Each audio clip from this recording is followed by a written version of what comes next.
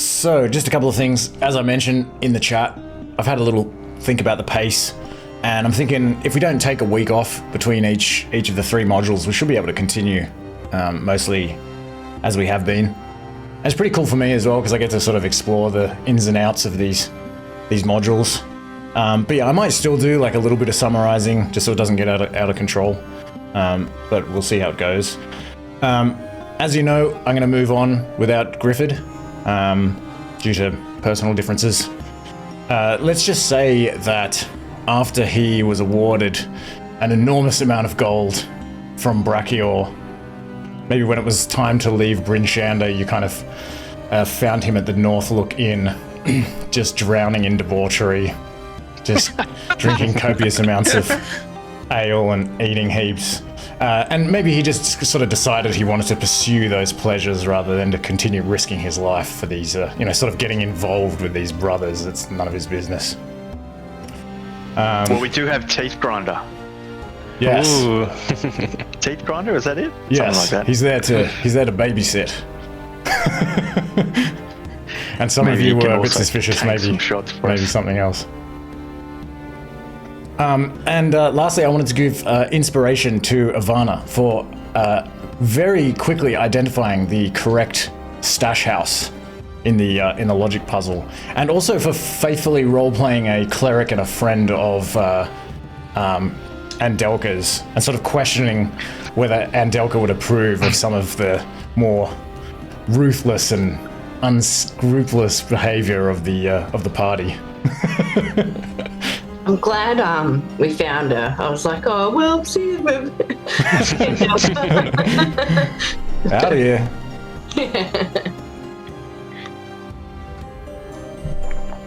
All right, let's do a recap. What happened in the last session?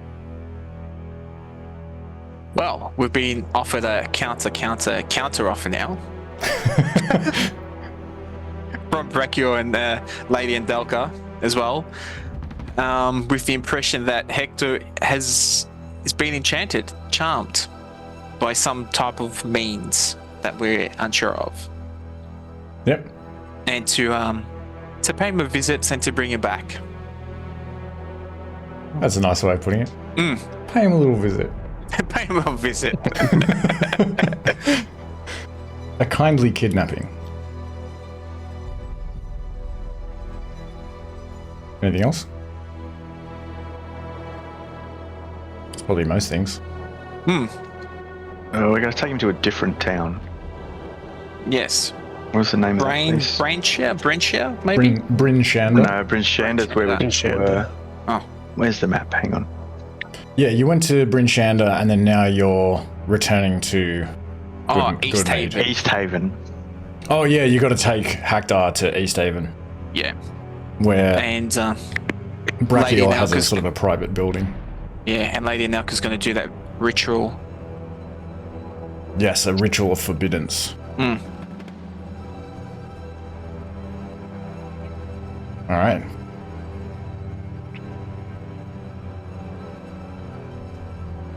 So you return to Goodmead.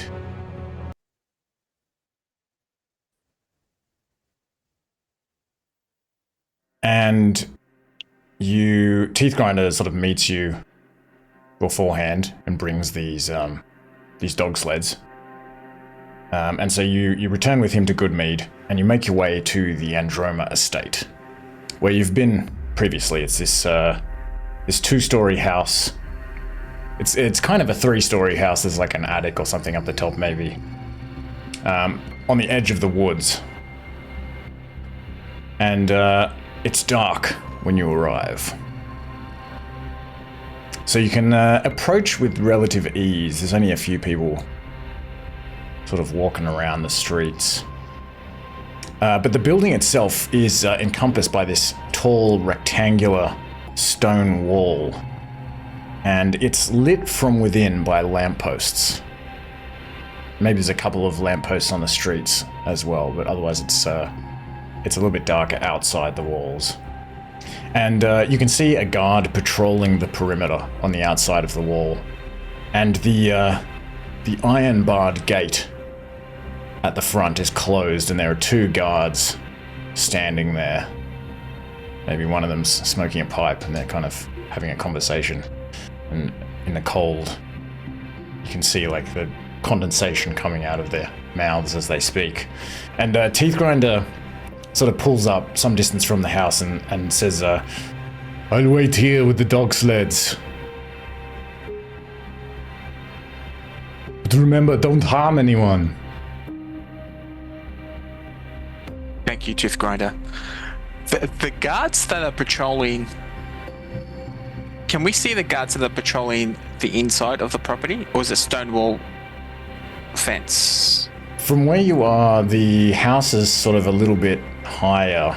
Okay. Yeah, there's a sort of a general like slope up from the bank of the frozen lake to the forest, and so it's difficult for you to see if there's anyone inside. Do we have a sense that the guards patrolling the perimeter are using torches, or they're relying on the lights which are lit up from the grounds, like lanterns, fixed lanterns? You can see that they appear to be relying on the lamps. Okay. On the lampposts. Or lanterns. Should we send in Ned to do a quick flying sweep, get a bit of a bird's eye view of the place? I think that is a good idea. Recon is always useful. Can I also, it's probably something we would have asked Teeth Grinder on the journey here. Does he feel like he is like persona non grata with these people? Like if he were to go and speak to those guards, would they attack or arrest him or something? Or is he able to do that?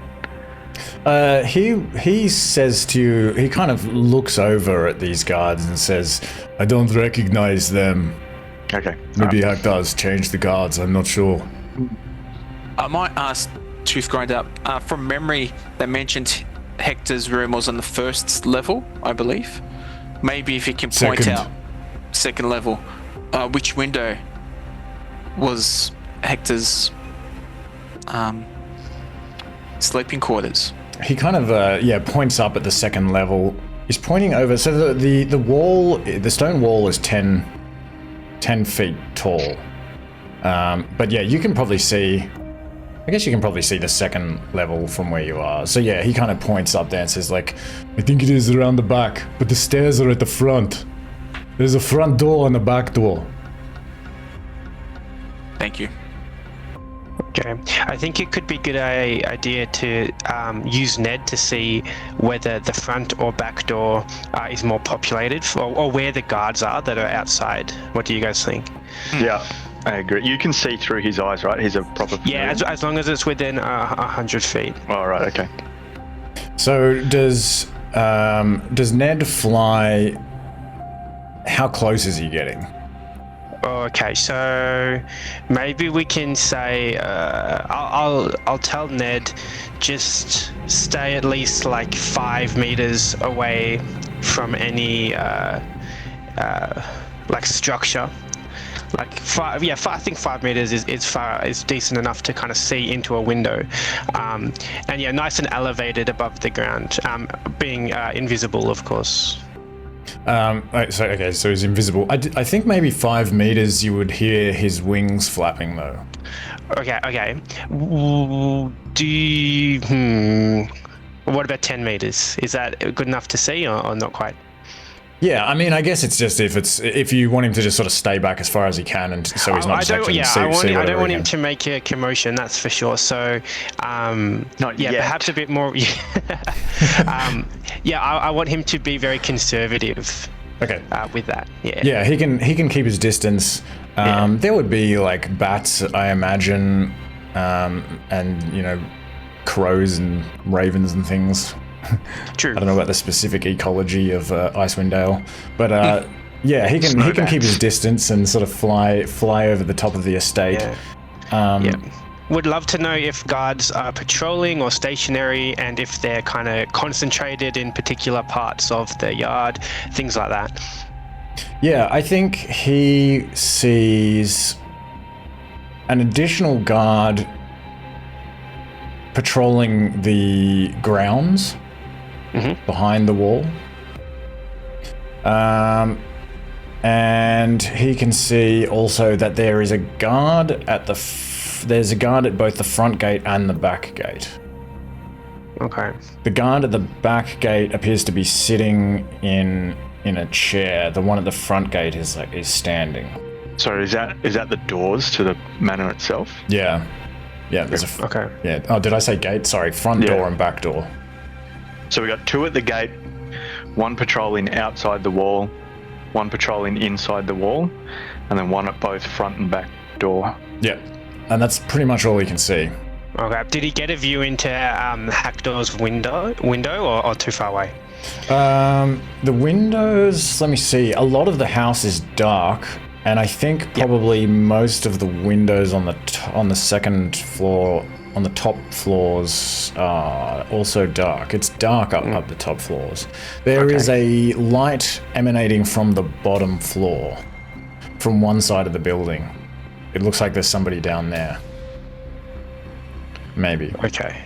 Well, Teddy will communicate everything that Ned found. Okay. Vakos might ask, is there anyone also at the back gate on watch? Oh, there's only a front gate. Oh, Sorry, there's only a front I was saying gate, but I meant door. Oh, okay. Yeah. Okay. The back of the property, the back wall is sort of backed up against the forest.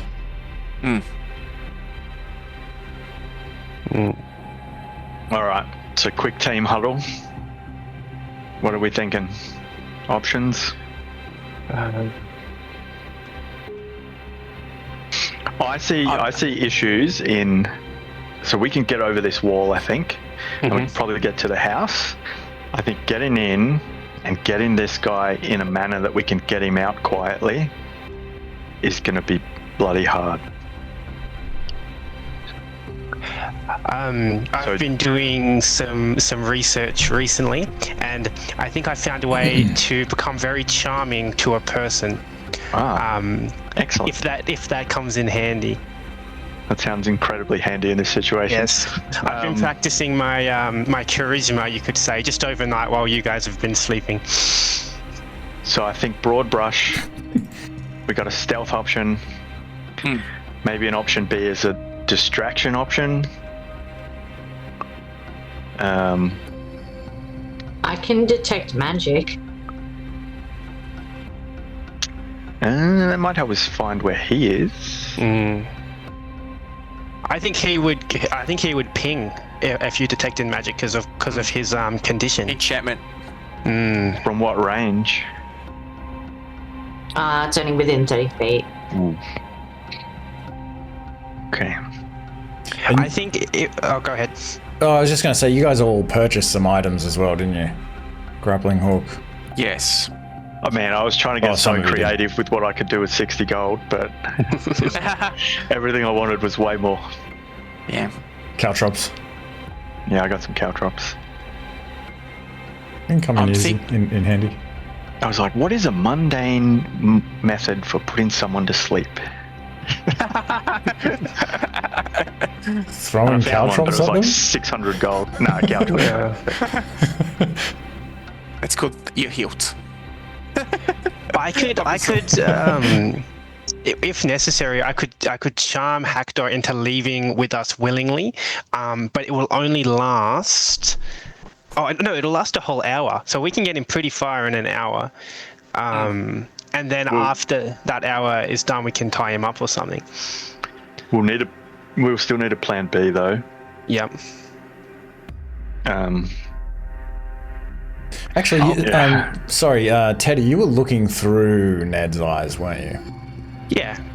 I think you would have also noticed that there appears to be a lamppost along the rear wall that has gone out. So there's a part of that wall that is in darkness. Okay. So there's access without light, and that's on the back wall, and I feel like the back gate is less occupied too, just because he's sitting down. He seems a little bit more, I don't know, nonchalant perhaps. So that could be our entry strategy. What do you guys think? Back door, not back gate. Oh, sorry, back door. I think that heading around the back is the way to go. What about? Did Ned also have a look through the window that Tooth Grinder pointed out possibly was Hector's room? It was dark. It was still dark. Okay. Yeah, pretty much. I think all the lights on the second and the top floor are dark, so he wasn't able to see anything in there. What time of the evening is it? Yeah, I'm just trying to assume, is he possibly sleep 1 o'clock, 2 o'clock, or is it 10 o'clock? It's probably something like 9 or 10, something like that. Oh, 9 or 10. Okay. Maybe even a bit later. Depending on how late you would have left it, you probably want it to be fairly not a lot of people around in the town and stuff like that. So it could even be midnight maybe. Yeah, that's great. I'm just trying to. That sounds about right. I'm just trying to work out if he would be going down to rest, if it was that time to hit the hay. It's definitely that time that you think that's a possibility. Okay. I do have. While we were making the way across, I did do some practice, and I would say I can cast a certain spell if you don't mind, if I can, and that's a sleep spell. Oh. If need to. So possibly with these sacks, these Hashin sacks, we can bag him, put him to sleep. Make an LTL pillow. The LTL pillow.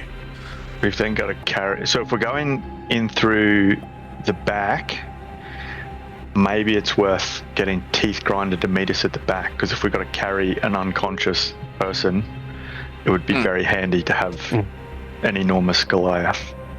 How are we getting a unconscious person back over the wall? There are 4 of us, so Yeah. grab a limb each, get him to the wall, What's the wall made out hoist of? him up. Stone.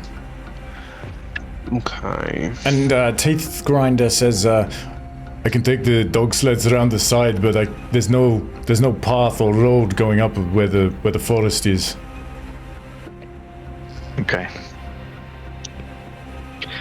Maybe, I think we need a plan for a distraction. So if we get busted while we're in there, we somehow trigger a distraction to at least draw some of the guards away, or if we need it to help us get out. Okay, I think I've got that covered. Something I've been hanging to use as well. Let's One of my hear it, mate. items. This looks good. I love that grin. Yeah, one of my items. It's my bag of tricks. It's called my little bag of tricks. My grey bag of tricks. So I can. I let loose a few creatures that can be a bit chaotic. Excellent. Yeah, that's perfect. And how long can you keep someone asleep for? Good question. Give me a moment. Let me think about that one. Oh, geez, that's not long. Good question. It's only a minute. Can Ned create fire?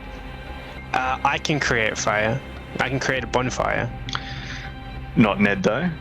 Ned, no. Okay. Well, we can put him to sleep.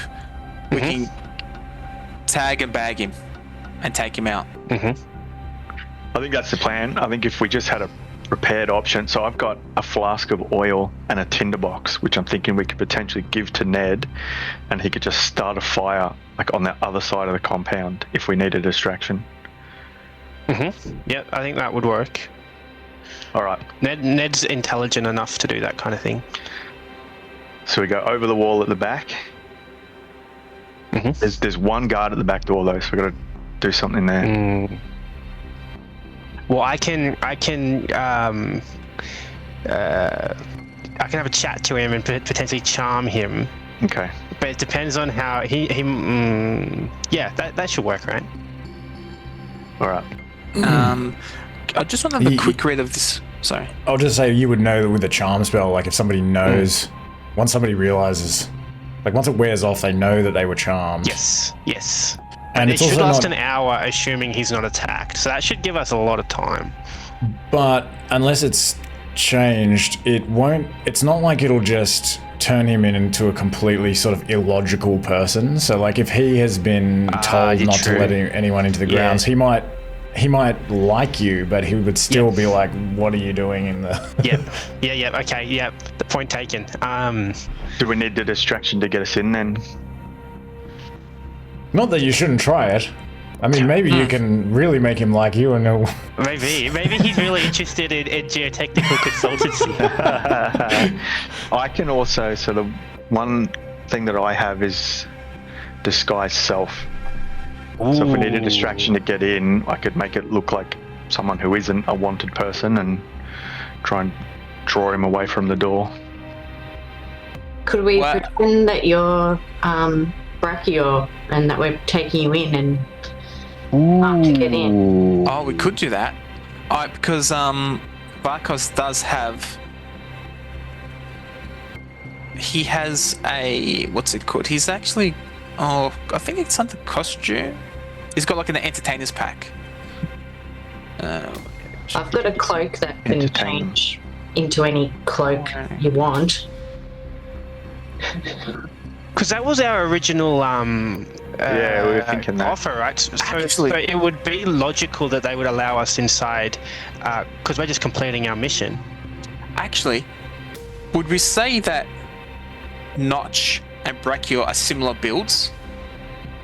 This is what I was thinking as well, because disguise self can give you a foot, but Notch is like taller than your average dwarf. He looks human-like. He's thinner and... Hang on, what did I write in his description? Because I'm thinking... He's 165, so he's not tall. I'm thinking if we put a sack over his head and walk him in, pretending he's Brachio.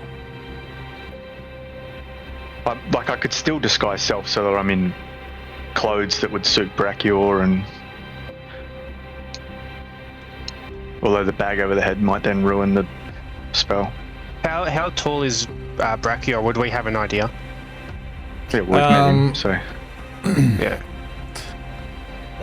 I imagine these people in the north are like pretty tall, really. How tall was Notch? So he's 165, so he's 5.5 feet. So he could get to 6.5 feet tall, which is pretty tall. Yeah, 6.5 feet's pretty tall. I feel like it would be close enough that I think there would be still some chance. You don't know if maybe there's somebody in there that knows Brachio really well, or it's hard for you to know. But I think, 6.5 you feel like it'd be pretty close. And if Teeth Grinder thinks that these are new guards, then potentially they don't know what Brachio looks like anyway. And I can do, with the disguise self, I could just have a hood on the head anyway. Yep. So create a bit of height, hood on that, like a fake hood on the head, because a real one I think would go through the disguise. I think that's a good entrance strategy. I feel like that gets us straight to Haktar, right? But we might be put into a room with other guards. Fighting guards, I think. Yes. How do we distract them? We could get Ned to set a fire. We could still do that, and perhaps that would push a few of them away. But it'd be bold to think that would get rid of most of them. Charm person only works on one person? Correct. Could we run out to try and fight the fire as well? Like, I mean, make everyone fight it? Like, if everyone's there, maybe there's an opportunity for us to, If we did like fire and a bag of tricks, surely that's enough of a distraction for everyone to kind of... The menagerie's on fire! That's surely everyone's going to come check that out, right? And then in the chaos, we could slip away with...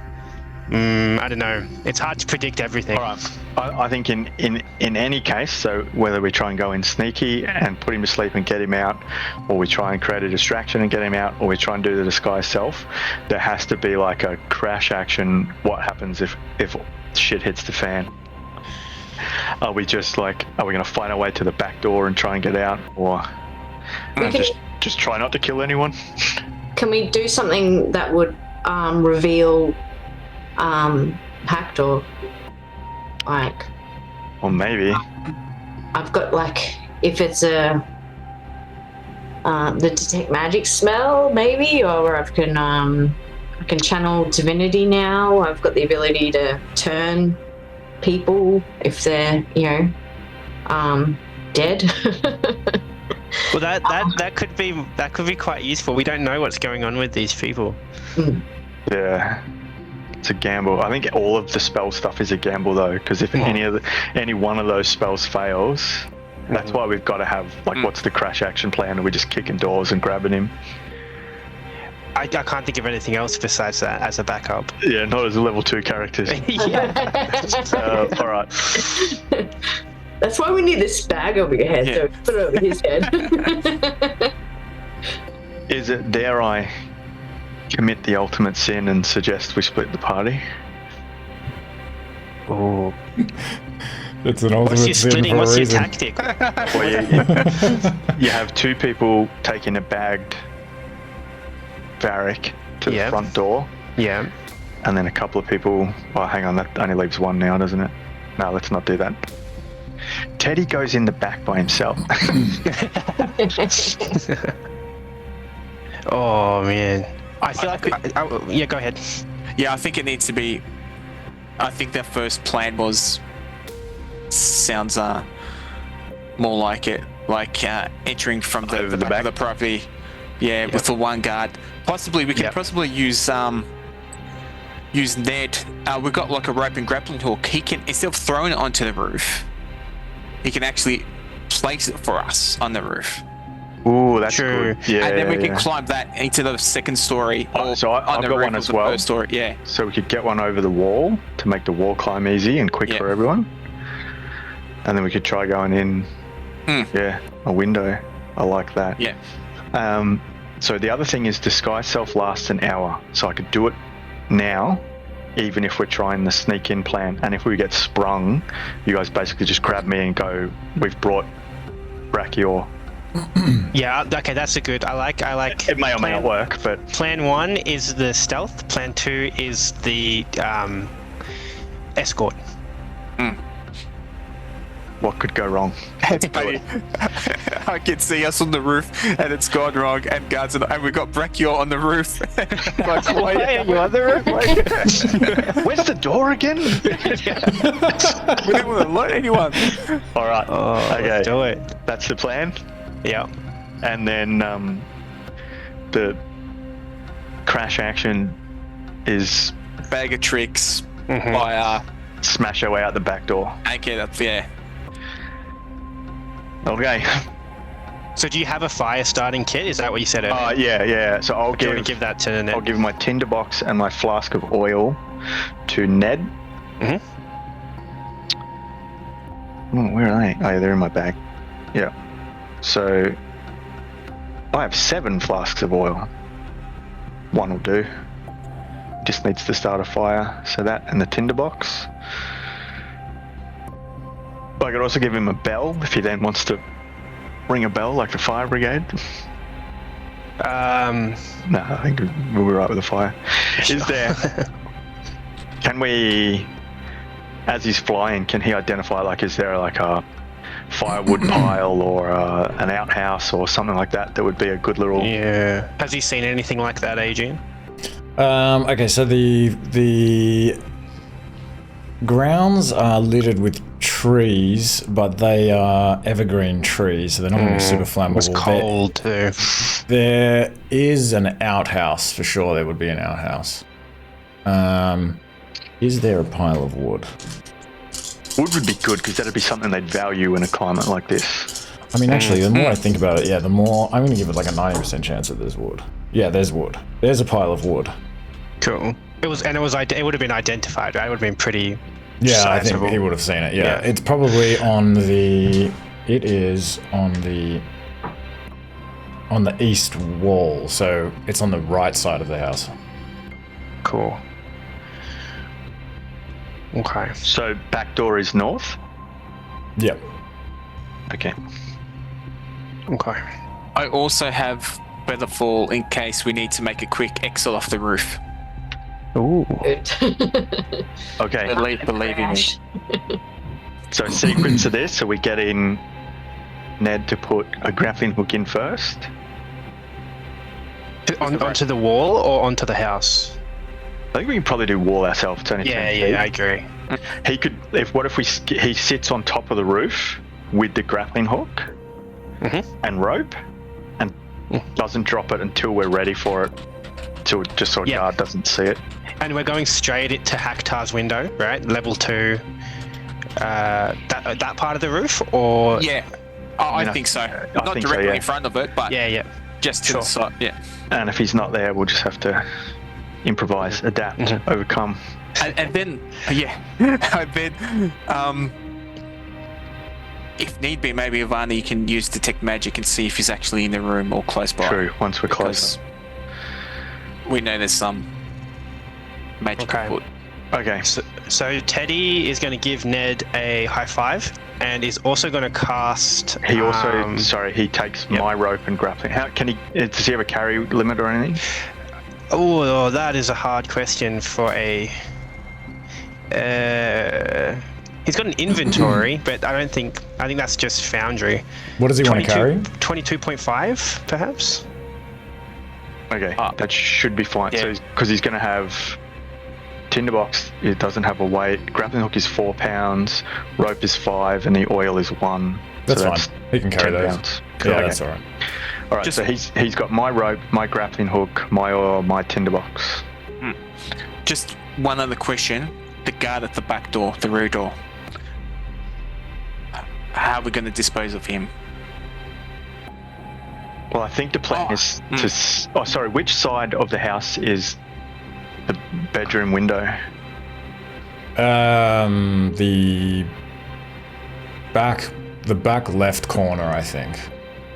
Okay. Like, we aim to just try and sneak to the rope without being seen. If we get seen, game time. Yeah.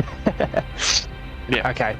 So Teddy's going to give Ned a high five and send him on his way, and also Teddy will cast Fiendish Vigor on himself. The sound of the high five rings out across the environment. All of the guards become alerted. It was a Top Gun high five of the highest quality. So I shouldn't. It's going to ask me to roll, but I shouldn't need to roll this. It should just give. It says you get the maximum temporary hit points. All right. So I should have 12. Did that? Okay. Great. Sweet. Maybe a slight a sub plan. If we do get a hint that we might be detected, I might use the bag of tricks for the distraction, and hopefully that's enough to deter the card away. Well, I'm not very stealthy, guys, so I apologize. The paladin, not stealthy? Cleric, and heavy armor, I should take my armor off. It just might take me a while, guys.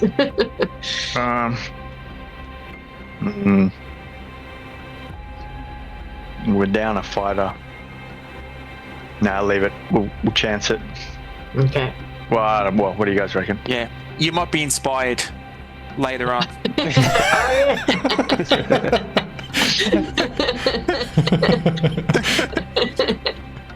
From Okay. Lathander might inspire you. Are we ready to go? I'll need to pee soon. Nervous. There's another distraction option. Yeah. We ready to go? Sounds good. Yeah, let's do it. All right, I will cast Disguise Self. I don't have spell slots, so it doesn't matter. So, do you need the text of that, or you got that one? No, that's okay. So I make myself look like Brachior. All right. With a hood on my head. Can I see through the disguise? I assume I can. Yeah, because isn't it like if somebody touches it? I can't remember. Yeah. If somebody would put that, can't click on my things anymore. I think it was someone needs to investigate it, but they also need to know the character But as I recall, it depends doesn't. how well you know the character. It doesn't live up to. Yeah. If an object Like a passes through physical the hat, expansion. Yeah. Ooh. Yeah. and anyone who touches lost it, my character sheet. if you use the spells. Yeah. So I feel like. Yeah, it's interesting. I guess you can see. But it seems like if I made myself appear a foot taller, then technically I'd be like looking through the chest, right? So I'd have to be able to see through it. Yeah, I mean, how does that work? Do you actually sort of transform? This suggests that you don't. Yeah, I don't think I do because Because it doesn't hold up to an physical object could inspection. pass through it. Yeah. Yeah, it's interesting. Okay, yeah, I feel like you can see through the chest. All right. So I've got a hood on then. So if anything goes bad, you guys can just grab him and act like you're bringing me in. Yeah. That's pretty funny. You could be like a headless person, like. Oh, I could have pretended to be a zombie. All right. Oh, jeez. I was gonna say, you could have pretended to be Haktar and walk straight in.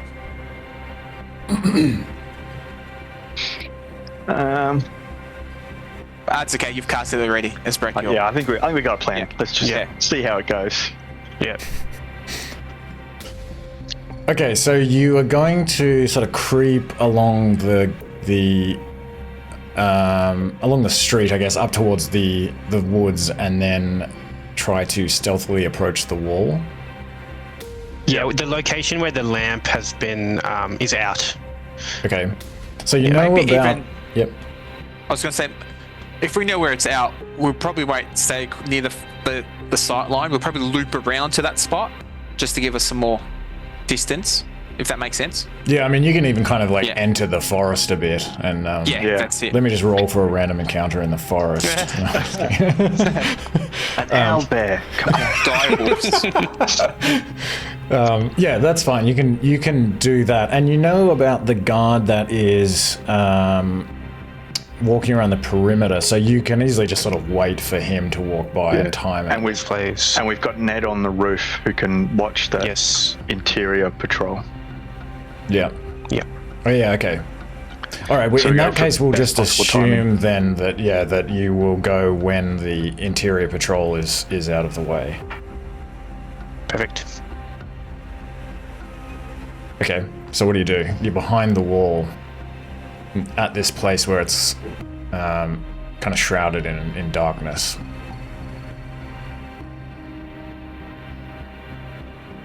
Is Teddy, do you know if there's cover on the other side of this wall through Ned?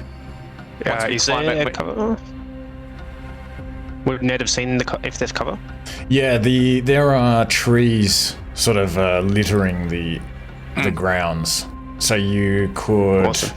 But they're like individual trees though, so not heaps of cover.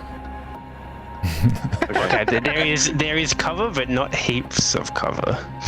So let's go.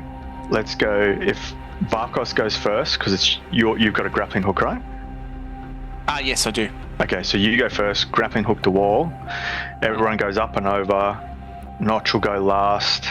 Bring the rope up with him once he's at the top. So before we do that, how do you get the grappling hook onto the wall? Do you just throw this big piece of metal up onto the stone wall? Well, I'm just thinking because it's only 10 feet. We'll wrap it in 2 cloth meters. to dull the noise a bit. A hash and sack. So I actually just looked this up because apparently grappling hooks don't do particularly well just sort of being thrown over like a flat surface. Like I don't know if it's exactly going to like, Okay. especially with the Fantasy ones do. cloth wrapped around it. Not in my And then on the games. dice roll. Or maybe if This there's is a tree. simulation, goddammit. Or maybe if there's a tree Well, closer to the... I think 10-foot actually, wall, right? yeah, it's a 10-foot wall, but I think You actually, can just boost each other over. We don't even need a grappling hook. I think also there would be a couple of trees that are probably close to the wall, maybe even a tree that has like a branch sort of reaching out over the wall. Because it's like right up against the forest. I'll guidance Vakos to dexterity throw. Yeah, the ability. What if Ivanna boosts Vakos, boosts you up, and then once you're at the top of the wall, you can just Perch on it, reach down and help beat others over. and you just lift like an obstacle course wall. Okay, Is so Teddy going to be out of reach? Little Teddy? Yeah, I'll chuck him up. We'll boost him. Cool. He'll be fine. We've got a big strong paladin. Yeah. Cleric. cleric. And, are you a cleric? Yeah. Oh, I thought you were a pally. No. Just a martial cleric. So they nerfed him really hard. It's really boring. Okay. Okay, so Vakos, if you're going to climb, so you're going to climb up the tree? I was thinking, sorry, like we mentioned, someone might like boost Just boost you up the wall. myself. Yeah, If it's a just only 10-foot 10 feet. wall, I think we can just boost people up. That's I'm not. only going to lift them 4 feet, so I can grab the top. 10, how many meters is 10 feet? I'm trying to like picture it. Well, it's 2 meters by. 10 oh yeah, it's like Well, 3 by the meters. measurement you're using, 3 yes, meters. it's 2 meters. Would be 2 Um, because you're saying 5 feet is 1 meter in the movement, right? Only horizontally. Oh, okay. Yeah. So it's still like pretty tall. Can you boost somebody up there? You'd be going so like a this. 10-foot though. wall is a standard thing in like an army obstacle course. Okay. One person runs up and you just do like the hands like that on top of the knee, and you boost them, they grab the top of the wall and you can lift them. Then once they're at the top, they just reach down and help pull people up. 4 of us could get over that wall in under 30 seconds, I reckon. Maybe if you're all like in the army. Yeah, that's what I'm thinking. But we're level 2. Well, got a rogue. Yeah, it's a whole new game Yeah. now, level 2. Well, I think I will say that it's possible, but it's not going to be super easy to just boost people up over the wall. I think. How close are the trees to the wall? Is it Especially does it for shorter look- people. Does it look physically easier to climb the tree and get on the wall? Does that look realistic? I think so. I think there's probably a tree that like has like a branch hanging over the wall and probably has a couple of Right. lower branches. I think it's probably easier to climb a Right. tree than the wall. All right. Should we let's do just lock then. that in Okay, then? Yeah. we'll lock that in. Okay, so He doesn't want to go first. Vakos, you Well, I think- climb the tree. Yeah, I guess that's the plan to head over. I'm trying to think. I could go first now now that we're not doing the grappling hook thing, if that's, I don't know if it helps in any way. Send the rogue first. Okay. Yeah, it's It's all up to good. you. Yeah, that's fine. Yep. All right. Well, whoever's climbing the tree, give me an athletics check.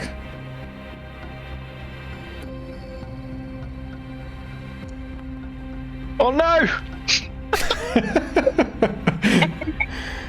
Yeah, you kind of fumble in the darkness and you grab onto a branch, and the Good branch start. like just tears off, and you fall back to the ground and land with a thud. You're gonna take 1d6 bludgeoning damage. Nice, only 1 bludgeoning damage. Okay.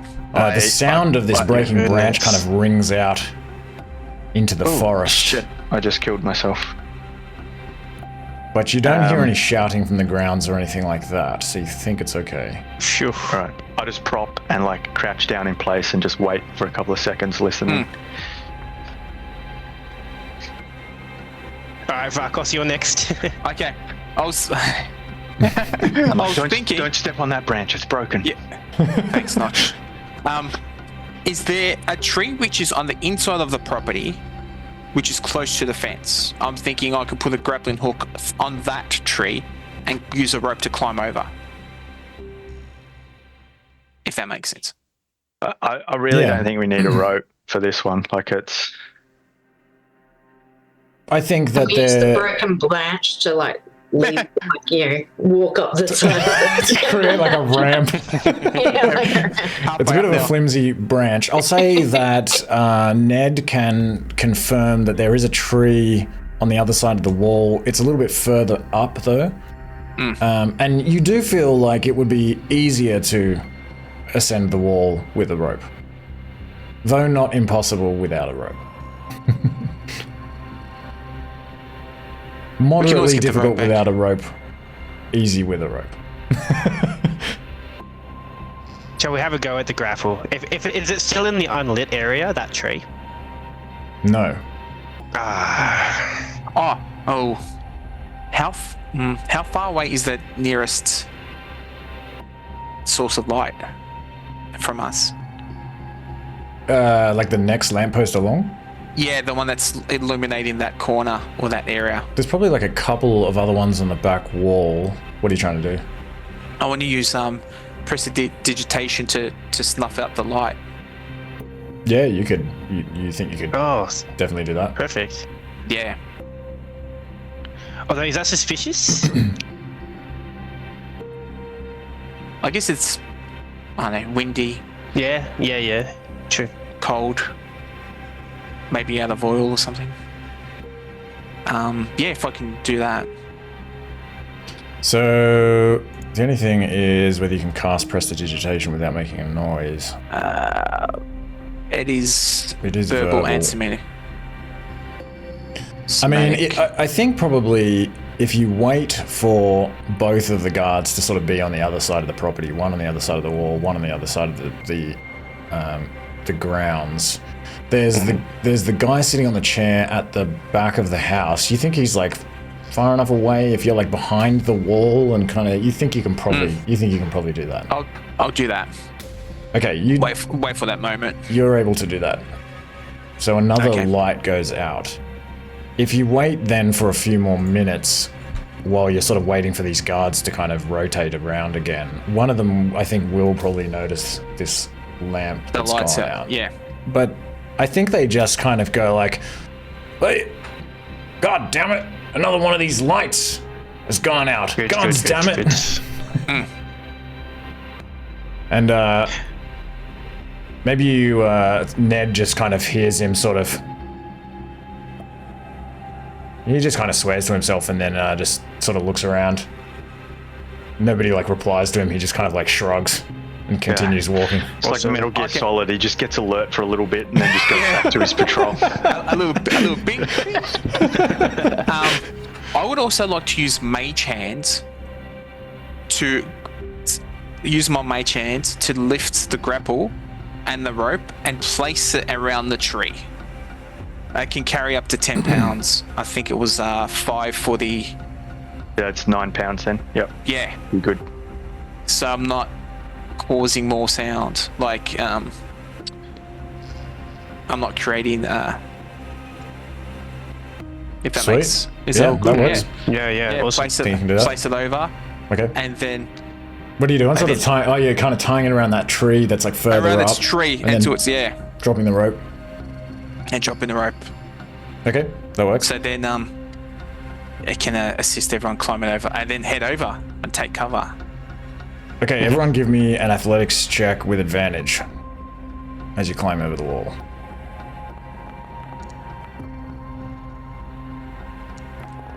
Oh, still wasn't the best. Oh, Come on. the cleric did the best. Athletics. Nice, everyone's fine. You all make it over. Yay. And so you're on top of the wall though. What do you do from up there? You just drop down? Yeah, turn kind of on our stomach, and then you just lower, like grip in the wall, and you can lower your full sort of 6 or so feet down, and then just drop the other 4 feet. Or we can use the rope as well. Just pull it back on the outside of the wall. Yeah, we can do that. And just use the rope. It's just slower because everyone's got to Yeah. go one at a time. But I think you can probably do that without a stealth check. That's fine. Yeah. all right, Okay. and then we stealthily move to where Ned is waiting with our rope. Yeah. Actually, before we go, move forward, can Vakos set up the same situation if we need to escape quickly? Like, reverse that, put the grappling hook on the external side of the fence, and the rope in the shadow on the perimeter, in case we need to exit. Yeah, I mean, I figure if you would have had that plan, that you don't need to recast the mage hand, so it's not like I don't remember if it does have a verbal component, but yeah, we can say you've already cast it, so you're able to to do that. That's okay. Okay. Yeah. Or a quick escape, if need be. From this point, if you kind of stop and communicate with each other, then I'll take it as roleplay. Go through whispers like, shh, we're whispering like, Hand signal. Well, just say what you do, but if it's obvious that you're kind of like passing information between characters, then it'll maybe require a stealth check. Teddy's going to work out through Ned's vision where the patrolling guard is internally, and he's going to try and like use a little bit of hand gestures to say when is the best kind of time to move to the window so that we're kind of opposite sides of the building at any given moment. So if he just kind of recently saw that light go out and then kind of shrugged and walked on, I think he's probably on the east side of the house. So he's on, sort of in the first quarter of his cycle. Okay, where was Haktar's room? Sorry, what part of the house? Back left. Yeah, on the back left side. So pretty close to where you are. Oh, awesome. Okay, so if he's on the other side, Ned's going to gently tie the grapple to a sturdy component of the roof and drop that down for everyone to use. So you can probably tie it around a chimney or something like that. How long is the rope though? 50 feet. 50 feet. So like how tall is like a 3-story house? That's probably 15 meters. yep, that should be enough. 369. Normally each 3-story floor is house. about 3 meters. Yeah, that should be enough. But you got to tie it around the chimney, but that's not that much more. Okay, yeah, that's fine. Google You can do says that. 9 to 10 meters for a 3-story house. Nice. That's by Australian building standards. I don't know what they use in Icewind Dale. wherever we are, Icewind Dale. 16 Don't feet. get me started on the 16 geotechnical meters. standards. They are unforgiving. You can't do anything. You cannot do anything. Maybe you notice that like the back left side of the house is like slightly slumped a little bit as well.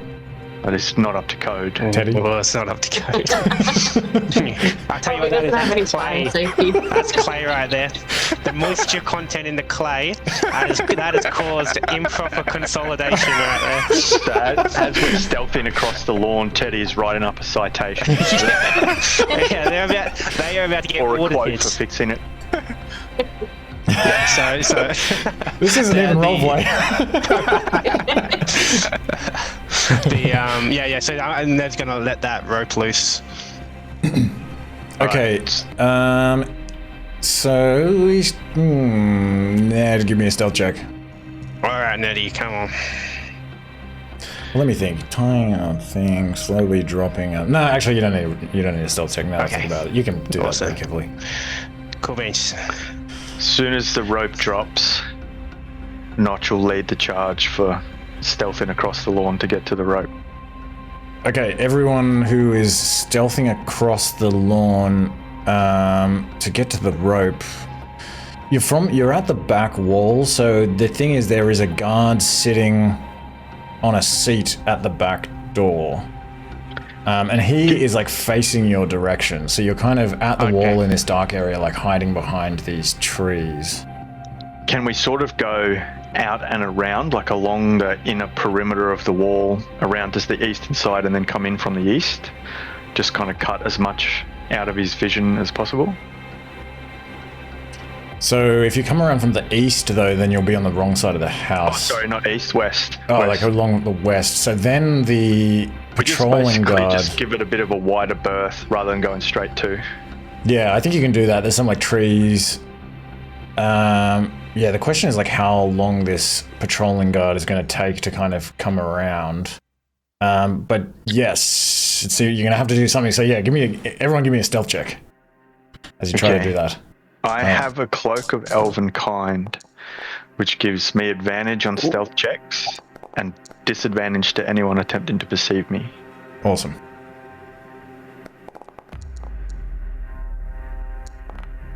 I'll use my inspiration on that one. Okay. Oh god, I'm rolling like crap. So is it? I did it with disadvantage. Is it just another roll, or is it another disadvantage roll? It would.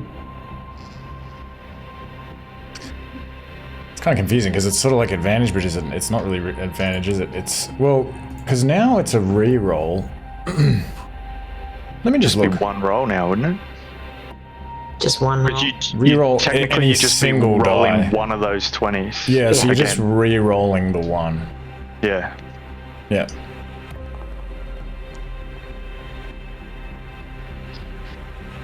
Alright. You don't hear any shouts, any bells, anything like that. You feel like you're moving pretty stealthily. You can make it to the side of the house where this rope is. You don't think you've alerted anyone. I will go up first because we don't know if this window is locked or anything. Can I? Oh, there's a rope. I was gonna say assist you climbing, like prop you up if you need some extra height.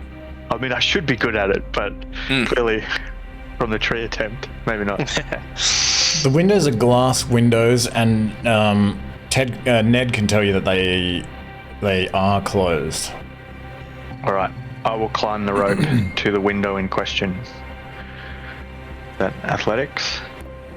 Or is that acrobatics? No, still give me an athletics check, I think. What's acrobatics for? Looking cool Balance, while you do more like balance related stuff, I guess. Okay. There would be an 'cause this element is of strength. balance Climbing to would be this. strength. Yeah. Oh Yeah. my god. No, it's not my night. Yeah, but it should be though, because you're a rogue. I mean, what's your? I've only got a +1 to athletics. Yeah.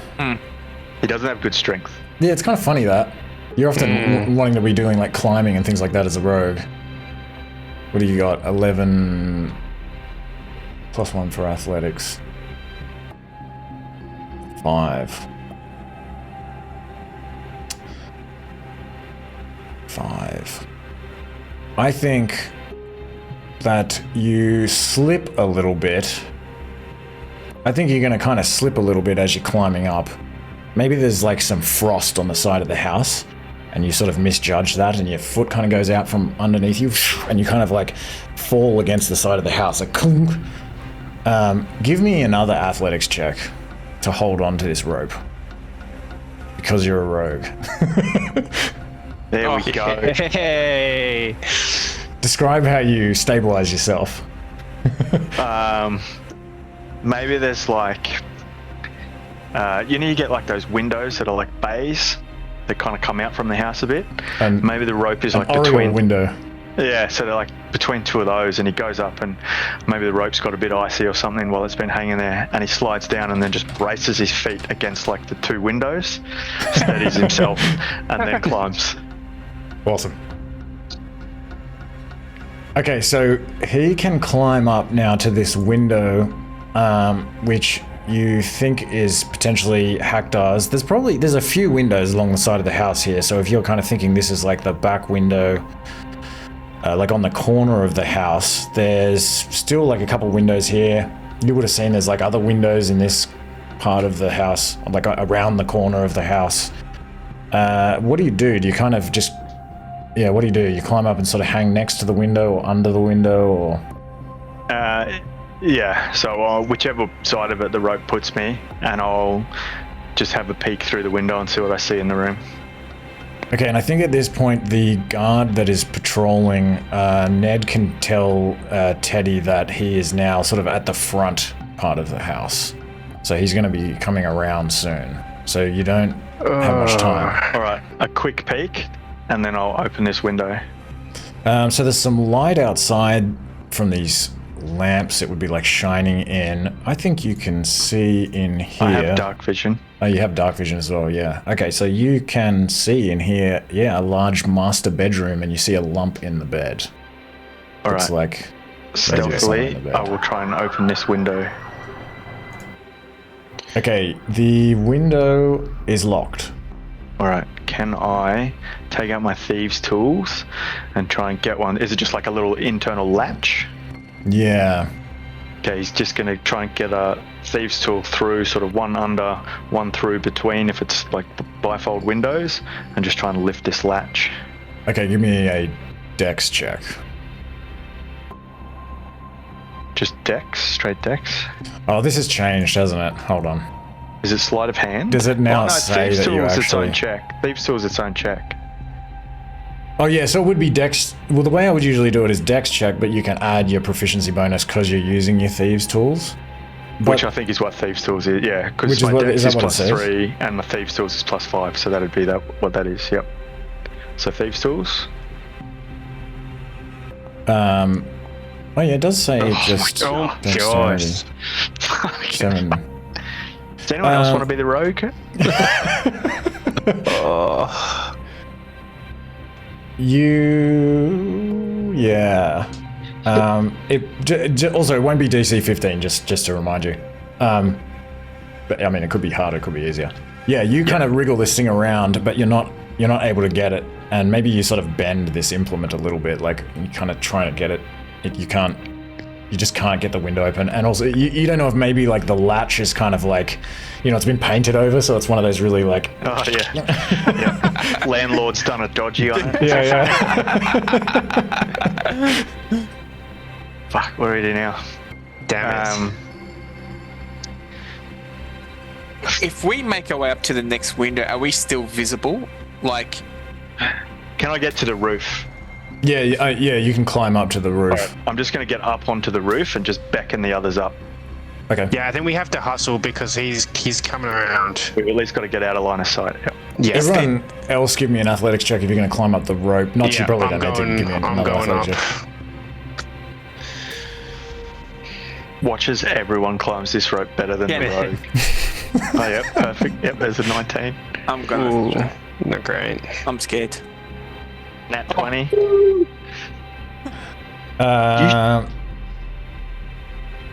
What was the DC I was using? Climbing up a rope on the side of a house. That's not going to be an easy thing to do, really. Oh dear. I mean, I was giving you pretty low DC for climbing the wall. Or 8. Well, I missed it with a It's pretty 5, so low. it must have been, what, a DC 6?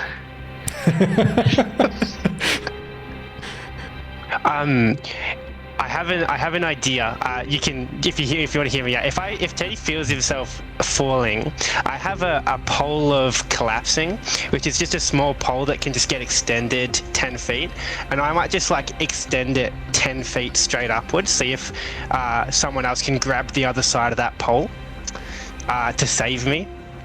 Okay, who is above you? Yeah, who would be above me? Is there anyone on? Ivanna's above him, I'd say, from the roll. You rolled first, yeah. That makes sense. Okay, Ivanna, give me probably just give me a dex check. See if you can grab onto. Do you wish to grab onto it? Ooh, a pole, yeah. Yeah.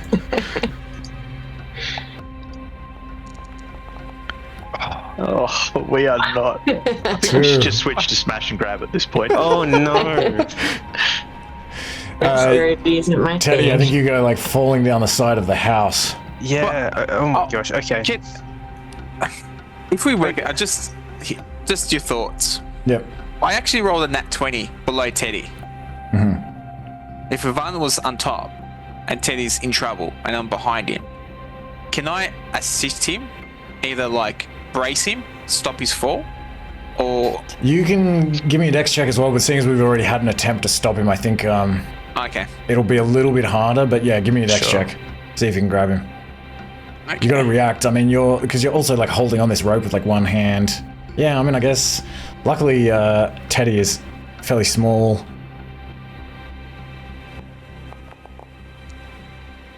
Oh, that'll do it. You can grab him. Yes. Oh. I think Awesome. Vakos is the rogue at this point. Oh man, thank that was so God. close. I was starting to think like, okay, this guard's coming around. All right, the I would place is going to be have loaded. charmed him, I think. Oh, Okay, you can all make it up onto the roof safely. Yes, Yay. that was tense. All right, once everyone's up, I think Varrik just whispers to everyone, hold until the guard goes around again. Ned is windows. also. Oh, go ahead. Window's locked. I couldn't get it open. Ned's going to grab the grapple immediately after everyone gets off it, so that the grapple turns invisible with him. Oh, that's dope. I like it.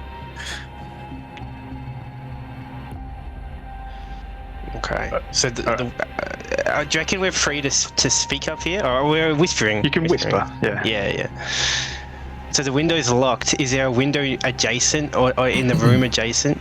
Yeah, I think so. We'll wait for a guard to pass, then I'll go back down, try another window, or try an adjacent window, and we'll just have to go with that. So that's what we're doing. We're now waiting for another pass of the patrol. Yeah, Do you want you to go down can. the chimney? All right, Santa Claus. If it's a mansion, Well, they chimney- would have chimney- a chimney in the master bedroom. Oh, of master a bedroom mansion. probably would, yeah. Would a chimney be big enough for like? That sounds like a DM roll. How about chimney sweeps? They used to throw kids down there. So. On a scale of 1 to 20, how big is this chimney? It is like a big mansion. Is there a chimney that just goes into the master bedroom? Yeah, I mean it's In a like place called it's like Icewind Dale, Haktar. surely. Of course, Haktar would have some warmth in his bedroom. I guess he's now sleeping in like Mikhail's bedroom. These people have money. I think they've got a couple of chimneys. I think there is indeed a fireplace in the master bedroom. But the question also is like, is the chimney like big enough to like go down? I was gonna say he's gonna have it lit. So Oh, that's No, it's dark. It's dark. it's dark. It is dark. I think window's the best bet though. More quieter. Yeah, I think if our rogue can get his shit together, we'll get through the window. It's cold, all right? My hands were frozen. Notch, I believe in you. Have some bardic inspiration. All right. So if the guard has done another lap, I'll try another window. Yeah, so the guard will do another lap. I mean, Ned can definitely fit down the chimney though as well. Just. Yes, I'm going to hold off on that just because of the flapping. Oh yeah. Yeah. Kick up some soot. Yeah. Okay. And I think probably there would be a trickle of smoke coming out of the chimney. I think even though it's dark in there, maybe the fire has like just kind of burned down and very low. So like there's a bit of heat. Is there? So if this is a master bedroom, does it have more than one window that goes to the same room? Yeah, there's If it like does- like 4 windows or something, probably 4 windows. To this room? Okay, I'll try one of those then. So we're at least into the same room then. Okay. And you've got bardic inspiration. Oh, do I? Beauty. I gave it If to you you're on the roof. going to sort of just try all 4, keep trying these 4 windows until you can get one, I think that you will get one, but give me another stealth check instead of Thieves' Tools? yeah, because I think if you're just going to try all 4, eventually you'll get it. Okay, you're good. 24. You probably get the next window open, I'm thinking. Yeah, alright. I pop the next one open. I quickly poke my head back up and I go, yeah, bloody landlord painted over the other one. This one's good. Let's go. And I will stealth into the room. Just carefully open that window, drop in. Okay, you can do that. So you're in this room, you see this lump on the bed, and yeah, just some sort of embers in the fire. There's just a couple of other things in here, like a dresser and a table and writing desk and just things like that. Alright, I will stealthily go over to the bed. Maybe the And see bed if is I- like one of those, like, it's got like a canopy. It's one of these like... Oh yeah, okay. I go over and I've got my dagger and my short sword out, and I just put the tip of the short sword through the canopy and just put it to the side slightly and just peer in to see if I can confirm that this is Haktar. Oh, not like a closed... I was just thinking, maybe it's the wrong word, like just like a roof. Oh, Just a bed with like a roof, right. yeah. So yeah, you can see that there's someone on the bed. I guess though, to confirm if it's Haktar, maybe you would do that like with the blankets. I think if you get close enough, you can see. It's got like one of those nightcaps like sort of over their face, and I lift that with the tip of my. Nice. Okay. Yeah, and you can confirm that it is him. All right. I will hold while the others come in. Yeah, we'll make our way in. Okay, everyone else, give me. I think give me. Oh. If you're climbing down here and you're going into this window, I mean, you've got this rope, you've climbed up. The window is like relatively. I'll just ask for a stealth check from everyone. Can I hold an action with just like the hilt of my sword, ready to just whack him if he wakes up? Definitely. And he's just like lying there, he's like. Remember, it's too late. I can't ask. It's too late to ask. I was just thinking with the sleep spell, how is it like ranged or not? I think that you would.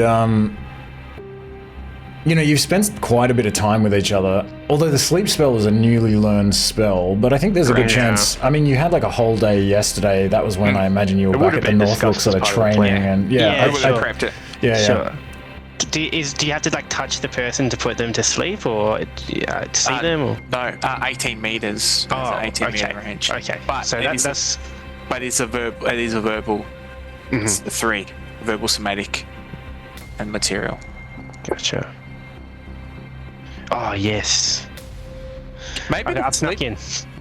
Oh yeah, Teddy's in.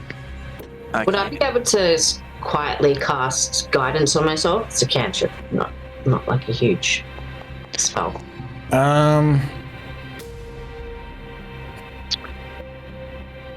Because you're up on the roof. I mean, the thing is, though, guidance doesn't even last very long. Like, how long does it last? A minute. Is it a minute? Actually, can I maybe Yeah, just up to 1 minute. Yep. Can I retcon that I poke my head back out the window and say maybe the cleric stays up there to help us lift this guy out? Because I'm assuming we're going out the window. Yep. You can whisper that out. All right. So I say you wait here, and the others will come in. We'll get this guy. Does that work? Sorry if you want to do something else, do it. Yeah. No. Well, also just in case you did want to do something else, I think because you're on the top of the roof, and like you're a fair distance from the ground, would there be some danger of waking up like Haktar? I mean, we've got like Notch. I think you could get away with guidance. So if you did want to do that, you can do that. But yeah, otherwise Notch sort of whispers up to you. Well, if we need someone to, I guess he has to tie it up to pull him up while he's unconscious. We'll figure it out on the fly. Will he be gagged? Will he be asleep if all goes according to plan? Okay. But sleep only lasts for a minute, like I mentioned earlier. Oh, That's shit. only downfall. Okay. Yeah. And they can still be woken up. So it's just like he's asleep currently, so. Out of curiosity, how much damage would a sleeping person take if we just threw them out of a third-story window? Don't worry, we've got feather fall. Oh, yes. Oh yeah. Snoozing all the way down. All right. I've been thinking about falling damage, and surprise, surprise, I intend to do it a little bit more realistically than just, what would it be, like 3d6 or something. But yeah, if you got feather fall, you're fine. But yeah, would it kill him? It would severely injure him. You feel confident about that? Alive was what was stipulated in the mission.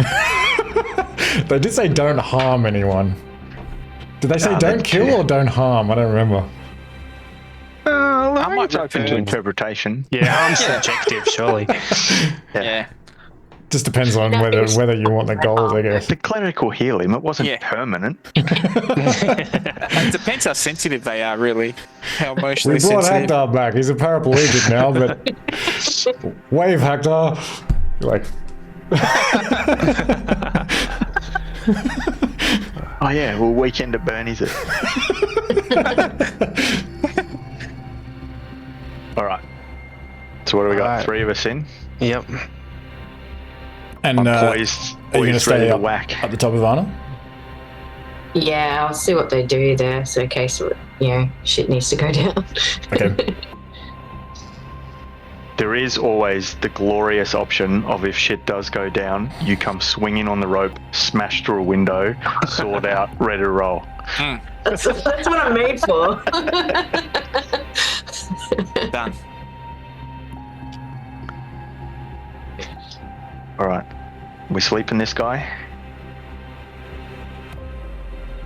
Permanently. Yeah. Okay. So sleep will definitely make a lot of noise. So It's you very feel that pocket. if there's anyone nearby in a room, also on this floor or anywhere else in the house, that they will very likely hear it. Vakos will point to Notch. All right, we could. Okay. You got to do it the old-fashioned way. And then Do you mind? So this is a little bit metagamey, but because we were I was thinking we were going to use the sleep spell. Could I, would we prefer to throw a hand over his mouth and hold a weapon there and say, "Don't make any noise," or do you want me to just try and knock him out? Knock him out. All right. Non-lethal with sneak attack. Teddy, get within 5 feet of this guy so I can sneak attack him. You can roll if you want, but I think hitting a sleeping man on the head while he's just lying on his pillow, I don't think you're going to have any trouble. So you can roll if you wish to see the roll, but I think you easily just... What about I'll just do a it. headlock that Oh yeah, got him. Yep. Vakos will like to use a hash and sack. Bag him. You just And want he to puts use it- the yeah, hash I and just want to sack. use it. I just want to use it. It's like, but why? 4 of them. I did. It's a trademark. It's the Outer pillow. I didn't get that reference. What's There's that? it's like an in-joke, because in Yeah. Baldur's Gate Descent into Avernus, we had a situation with a I can't really remember exactly what happened. One of the cultists, and from there was a bit of a torture scene. And Where it was just like a sack over his head, and then everyone was like punching him or something. yeah, and then it rolled on for the rest of the. Yeah, we just kept Campaign. referring to it as an Elturel pillow. Yeah. because Elturel is goes to the hells, to the 9 hells in Descent into Avernus. Okay. All right. So he's unconscious. Yep, he's unconscious. He weighs 245 pounds. Get out. He's a big We should man. have weighed in beforehand. You did know. You would have known he's a big Yeah. man. Okay. 111. Fuck. All right. Tie his hands, and the two of us, so Vakos and Varrik, lift him from one end with Teddy kind of underneath holding. Yeah, Teddy's gonna hold a whole 50 pounds worth. You can do that. and Yeah. we will lift him and take him to the window. Okay, you can do that. Okay. I really like feather falling him out the window. I So do don't I. know about you. So I think Notch just turns to Teddy and goes, "Troll check." Yeah, so I'm going to see through Ned's eyes, see if the patrol is nearby where we're trying to act, or if they are further away. Okay, yeah, you can wait for them to sort of pass around. Great. Okay, I'll give him a thumbs up. Can Vakos also, with the hash and sack on him, cast Featherfall, so then we can all jump off the roof together? Well, the only thing is Featherfall also has a verbal component. Yes, that's why I want to muffle my. Oh, I see what you're saying. Yeah. I don't. Whoa, I don't think. I mean, you know, like to me, like Let me think. this is like. What What if we just try with the rope? So we tie the rope around him, and with 3 of us lowering him, we see if we lower, and if it fails, you feather fall, makes noise, and then we leg it. Whispers Notch. What'd you say? Yeah.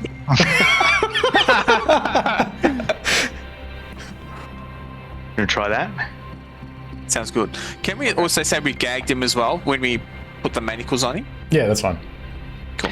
All right, I grab the rope kind of pull the end of it in the window, make just like a loop that we can like put around him, like under his arms, so it's secure.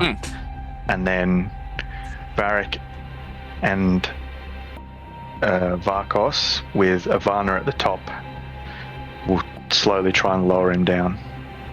Okay. Teddy again doing like a little. Yeah. So wait, so how does Teddy Ivanna help though? I'm kind If she's on the of roof, holding the rope out so he's not swinging around wildly. I've got like that makes sense. tension on it, so I can kind of direct it so it's not like, so they can help, you know. She's still got the bulk of the rope, so she's kind of like the last fallback for rope going through. Yeah. Okay. All right, give me a group athletics check. These have gone so well for me Athletics. Acrobatics. tonight. Surely this is a sleight of hand check. Yeah, there's been a lot of athletics. There we go. Okay. I'll preface my role by saying Teddy's not really helping, but we'll see. Teddy, keep an eye out. Eyes out. Ooh. Ned, Teddy.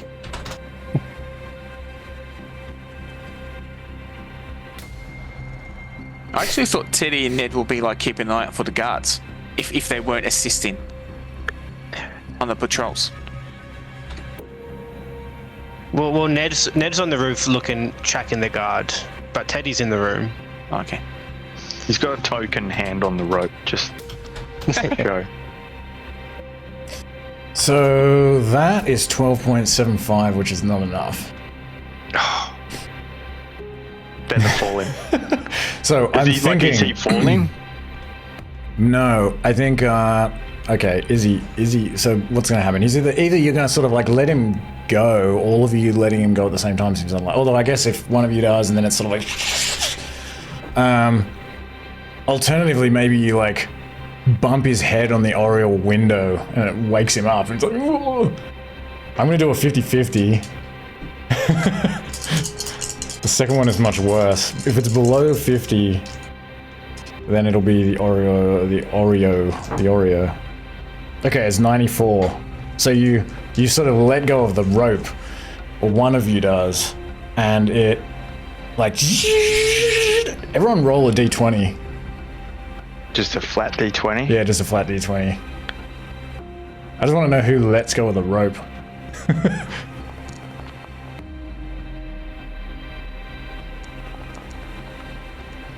I don't know why it was advantage. Oh, Ivanna, you let go of the rope. So you let go of the rope, and everyone else is like,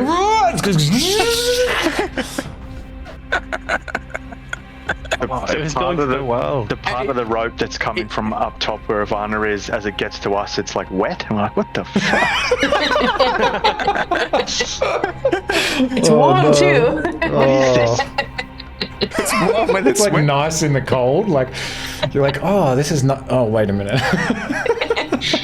I'm really interested to know what made you and your character's design go, oh, I know what she's going to do. She's going to constantly piss herself. She doesn't piss herself. She just thinks urine's the best thing ever. It's holy. Sterile, and I like the taste. So I think the oriel window was going to be him bumping his head and waking up. So I don't think he wakes up. So because of that, everyone give me a dex check. I'll do a group dex to see if you can grab him. I'm gonna make the DC a little bit higher because I'm giving extra chances. Oh fuck! You've got your Varrik as well still. If you yeah. Just a reminder. How's Varrik work again? So I 1d6. fail a roll. Then you can re-roll it if you want. Or I add a d6. They just add a d6. Oh yeah. Oh sorry, Bardic Inspiration. Yeah. 5. So what have we got? So I rolled a 7 originally. A 12. Ooh. Oh yeah, okay. So we got 10, 25. That's not divided by 4. That's 10. Okay.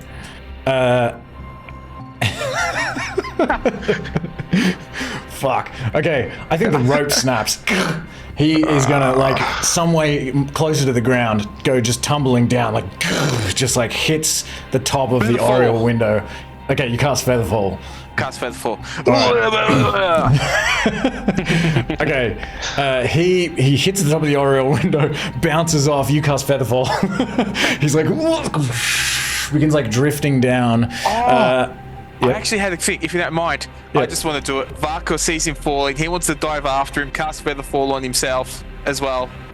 Okay. And like grab him midair as he's falling. He's like some way further down than you anyway. though. Okay. Although I don't see why. How could it is? Well, so you want to? If you like leap off and you like try to time it, give me another dex check. That was for flavour. Look, someone's gonna hit the ground. Look, Well, worst case, you just end up feather falling like 10 feet above him. Yeah, that's it. That's okay. I want to dive after him as well with Featherfall. All right. Yeah, give me a dex check just to see if you can catch up to him. You're gonna have to react pretty quick. I think this is hard. Very high. This is hard to do. I'm just going for it. Who knows? Who knows what's gonna happen? Come on. I don't think that. No, that's not quite gonna do it. Okay. You try, but you cast Featherfall on yourself and him. You both kind of float down. He's hit this oriel window, although. Okay, I'm gonna see if he wakes up. He does wake up. He wakes up. He wakes up and he's like floating down, and he's like, "What's happening? Help! Help!" We gagged him. Oh yeah, you gagged him. Nice. So he's just like, okay. The hit on the window on the top of this bay window was like pretty loud. There's like tiles on the top of it and stuff. You waited for this guard to like be around the other side, but there is a guard like underneath you. I think this guard's gonna he's gonna come out. This guard that is like in at the back door comes like running out just as Vakos lands next to Haktar, and Haktar's like, did you cast Featherfall on everyone? If I can, yes, because I've got five willing creatures. That's not going to hurt. So And we've gone. did everyone just jump? 2, 3. Yeah, I think once the spell goes off, like we know we're on the clock, so we're all out the window. Okay. So Okay, this guard comes running out just as everyone is kind of like landing in the grass. Teddy's gonna jump into Superior action style. and cast. Just as Charm Brachiosaur is like floating down with a hood on his head. Teddy's gonna That's true. It's very cast confusing. charm person on this guard. Okay. So I've got this clear in my head. Notch looks like Brachiosaur, right? With a hood on my With a head. hood on his head. Okay, and then Haktar's on the ground. Okay, I'm gonna cast Charm Person, and I'm gonna say. It'll make noise when you do that though, and this guy will see you doing it. Okay, maybe I don't worry about it then. I don't know. Give it, but you can still. We can still. If you charmed him enough, we could just. Yeah. We've already made noise. We've already made Okay, noise. so I may as well cast him. It's a DC 14 wisdom saving throw. Okay. All right. DC 14. What do we got? Wisdom save. Wisdom save.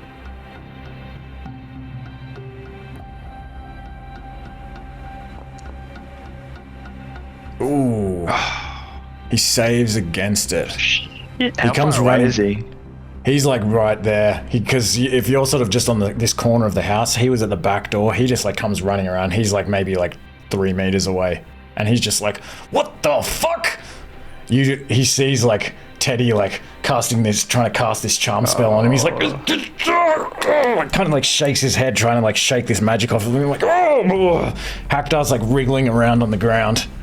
And then he's like, fuck! He's like, intruders! Intruders! Can we react at all, or are we no initiative, or? What do you do? I just want to run and see if I can just wrap an arm around his head, like around his mouth, and just muffle him. Just make a grapple on him. Before he shouts? I don't think you can do that. that's- I don't think you can get him before he shouts. Well, I mean, he was kind of like shaking his head, like trying to deal with this spell. Okay, give me another dex check. Dex? Yeah. Okay, just see if I can do it in time. Yeah, and we'll make it a contest. I'll just do a check for him as well. There we go. Ah. Ah. Oh, wait. I got him. Oh, no, you got him. I got him. Okay, you got him. All right. He's like, So now a grapple. You caught up to him on. Yeah, he is going to try to get away. Yeah, give me a. Okay, so the grapple.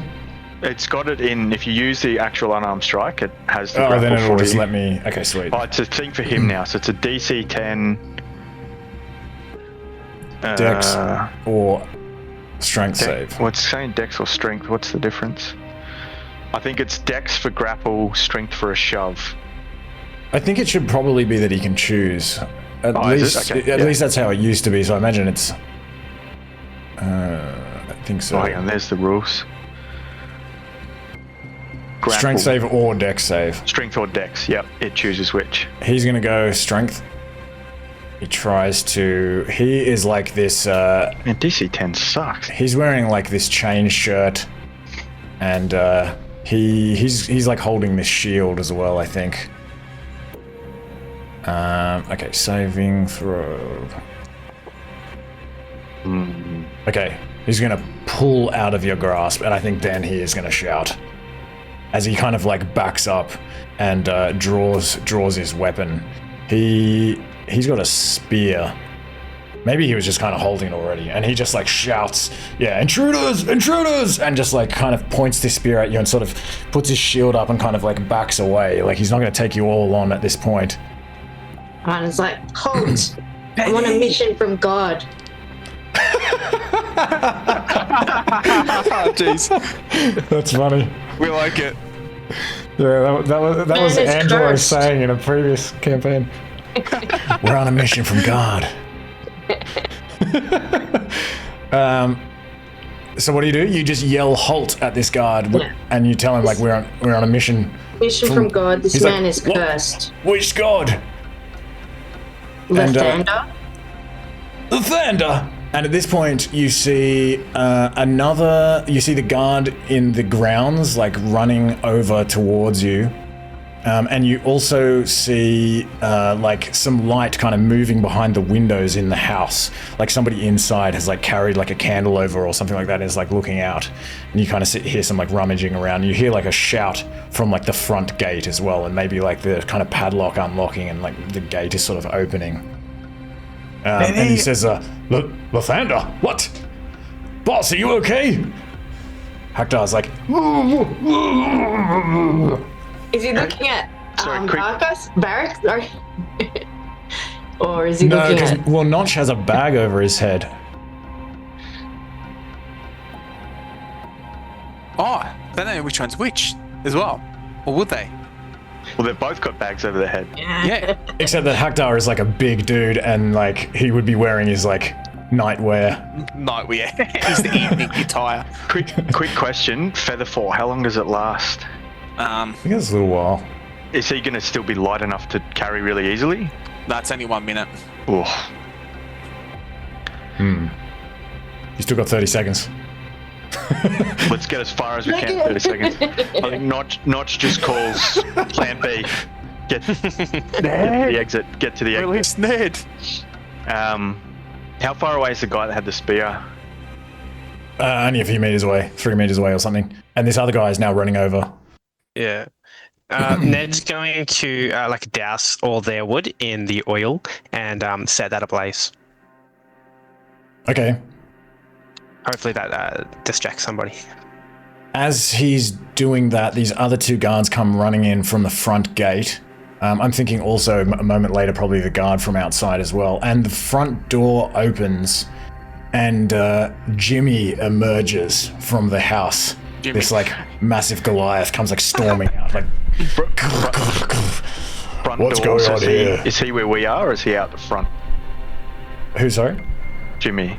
You said front door? Did you mean Oh yeah, back, front door. Front door. He comes out the Okay. front door, so he's like around. He's like across the grounds at the front of the house. So how many are there that can actually see us now? Is it just the one that was at the back door? 5 can see you, Oh. and Jimmy is like about to see you. Can I... because we've already... Oh, this is just... I'll cast Minor Illusion Okay. and use it to make the sound of someone yelling, "The wood pile's on fire." See Yeah, if I can just think. draw some of them that way. Yeah, Jimmy will kind of like look around, and he will be attracted towards this wood pile. So he's gonna like kind of storm over there, and maybe let me see how many of those guards. There's like 3 of those guards. Where's my dice? I'll just roll a. I'll roll.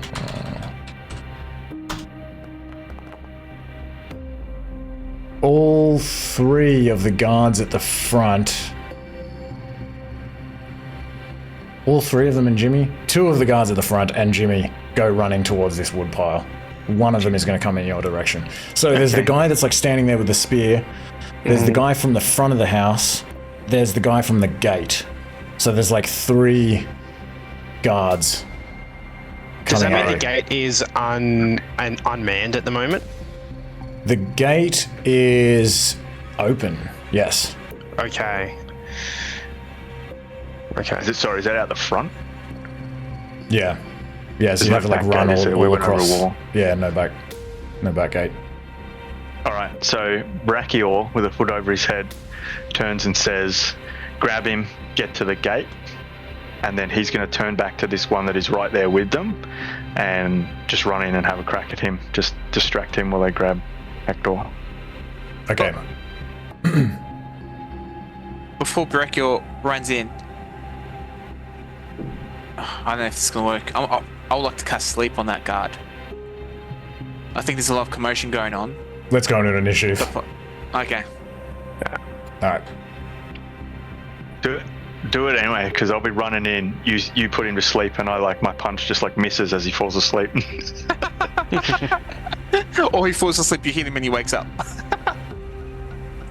So, what do we got? I'll put us over here. And we'll say that this yard is just sort of... I mean, it'll be off this part of the map, I think. Let me see if I can do this. I think probably... something like this. And then this part of the house is also going to be kind of...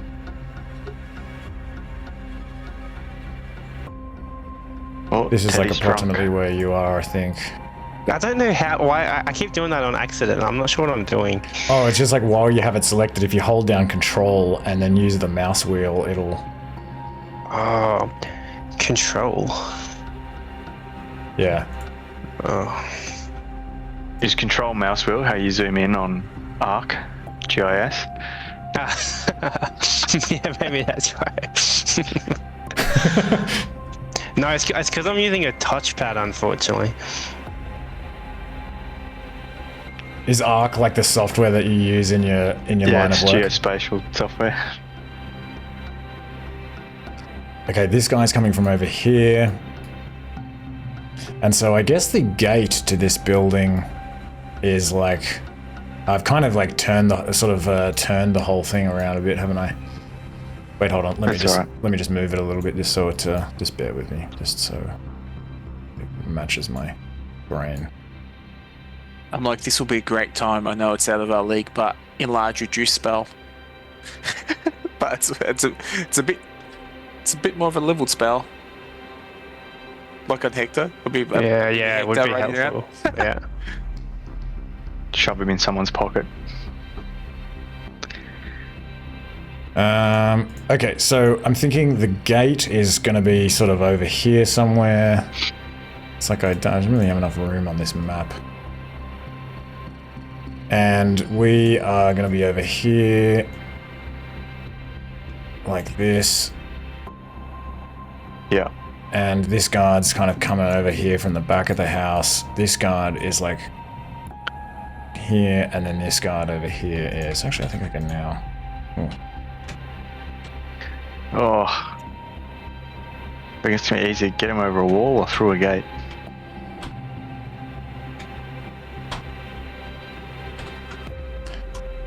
Okay. Let's roll for initiative. Whereabouts is the woodpile and those 3 other guards? So they are over the other side of the house. So the Okay. woodpile is like here or something. And you can tell where it is because there would be like smoke coming up from it. It's on fire. Alright.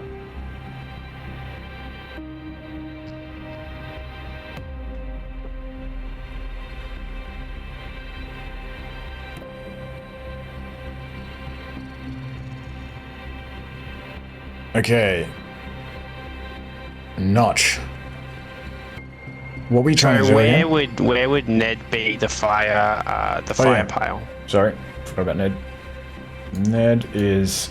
Yeah, Ned will be kind of over here. I'll add him to the initiative. Seeing as we can Haktar as kind of well. see, I'll add... Oh yeah, Haktar as well. Alright, where is Haktar? Haktar's like here. And I guess, actually, I don't know if you would be exactly kind of in this configuration. Let me just give you free reign. Put yourselves like where you think you would be, given that Haktar is there. Like approximately. Which was the one I tried to grapple? Oh yeah, this guy. Alright, I guess I'm over there then. Alright. And Yeah. Jimmy's over there. A couple of other guards. So 1, 2, 3, 4, 5. And there was another guard in the... There should be another guard, I think, probably coming out of the house. What did I say? There were like 2 at the front. There was one sort of... One outside the wall? Oh yeah, because there was one like at the front door as well. He's probably about here. I'll put them in the initiative as well, just so we remember them. Okay. I'll still start with... Oops. I'll still start with Notch. Okay. Alright, so I'm what do you still do? going to try and knock this guy out, but like as is, so he's failed to grapple and all the commotion happens, he's going to yell to the group, wall or gate, and then he's going to knock this guy out, hopefully. Okay. So I'm going to short sword him first, just non-lethals if I can. Is there any, mechanically, is there any difference if I choose to non-lethal? Like No. do I... Okay. No, don't think so.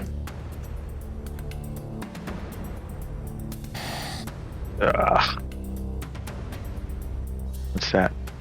A 14? Oh, is it? Oh, I didn't even see the... I can't even see the roll. It's in the chat. Oh, that's really weird. That's so strange, I can't even see it. Okay, so it's a 14. A 14 misses. Damn it. Alright, I'll go dagger. I'll use Jorgen's dagger. Ugh, come on. 13. That's so strange. I don't know why I can't see the results of your rolls. This is... It's like not even showing me the dice. This has happened to me before. Can anyone else see them? I can see them. Is it because I'm rolling from the popped out? I don't think so. What if I just roll a flat 20 No, from the main yeah, console? maybe. Did you see that one? No. I saw this bug and I thought that I got rid of it. Ugh, damn it. Did I say 14? I meant that 20. Are they? Damn, is I it have actually no idea public what it roll? would be. In the bottom right hand corner, you got private line GM roll. Oh no, self roll. Yeah, mine's set to public. Okay. You can all see it, right? Yeah. Yeah. man, I have no idea which fucking module is causing this. Someone else do one to see if it's just me. I can't even see my own roll. Oh. Yeah, it just doesn't even show me that. Well, we'll just tell you what we roll, and we'll tell you what you roll as well. Did you see what I just rolled then? A 3. A 3, yeah. Oh man, On a this D6. is frustrating. Do you want to try a quick refresh? Yeah, let me do a quick refresh. I was going to say, should we have a bio break? It's about 9. That's true. We could do that. Can Give you some- we push give it you a some little time. bit? Can we just push it just a little bit longer and just go Yeah, at 100%. the halfway? Because yeah, we've taken once again the slow route. It almost worked. To be fair, we were so close on getting out of there. That was a good plan. I quite like To be honest, I think it is going exactly according to plan. I think this is about as good as we could have hoped. I'm surprised we got to him. Yeah, we got to it. We got pretty far. We got pretty deep into it. All right, can I roll? Come on. Okay, sweet. All right, it's working for me. So once you're back in, we can hopefully continue. Hopefully that doesn't happen again. that's it. Always with your plans. It's like how far into it do you get before it goes to shit? Yeah. Okay, sorry. What were you trying to do? So I missed with the short sword, missed with the dagger, Okay. which still works on the one action. So I've now got what's that other rogue ability? Hang on, I need to bring my character sheet back up. Can I come back to you? Let's try to be quick if we can. Yeah, sorry, cunning action just to break away from him and move away. Oh yeah. Okay, sweet. You can do I'll that. move to like here. Okay. All right, this guy is going to come running in. He's going to dash. He can move 6. He just dashes in. Ned. Okay, can Dash double the fly movement? I assume that would be fine. Yep, that's fine. Okay, so that's 16 meters. That's 9, and then 16 total. Okay, that's Ned. All right.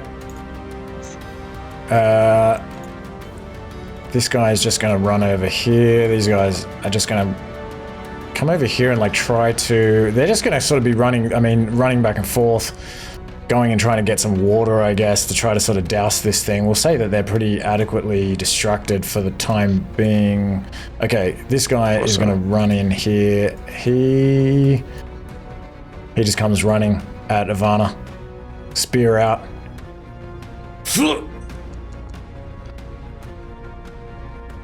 You dodge out of the way. Okay, Vakos. Varkos wants to use his action to pull out 2 dice from his bag of tricks, 2 objects. Okay. I'm just trying to work out my range. 18. I'll just post it. I'll just move into. So I'm just moving. Wasn't 1, 2, 3. What are you doing with the? What are these things gonna be? Yep. Sorry, I'll just. It's 2 dice, and they actually, from the monster manual, that's the dice roll to see what appears. So I'm Okay. going to throw 1 towards the guards that just went towards Ivanna, and 1 towards the southern guard. And I can use Yeah, it sucks how I telepathy can't to- pop out anything anymore. I'm just waiting for 2 weasels to appear. Just on the bag. adjust or maybe 2 giant elk. Yeah, so give me two d8s. Okay.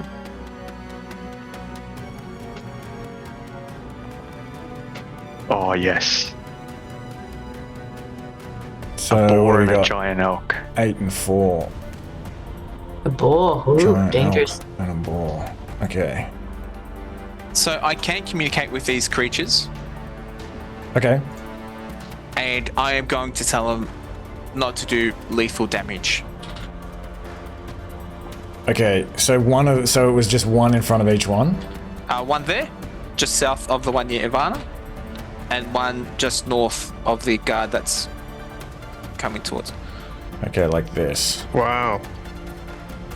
Oh shit, That's that big. was massive. That's huge. And here's a bag of tricks. All right. So what is it? It's just like these little like fuzzy objects, and you throw Look. them, and then they kind of just this big elk, just like let's have this big screaming sound. That You're seems gonna tell it to like attack, but to be non-lethal. Correct. Okay. And like, time to run. And do they go into initiative? Good question. Sorry, should have. I'll put them into initiative. I think it makes sense. Yeah. We got Alright. something to carry Haktar. That's a good idea. Oh, true. Okay.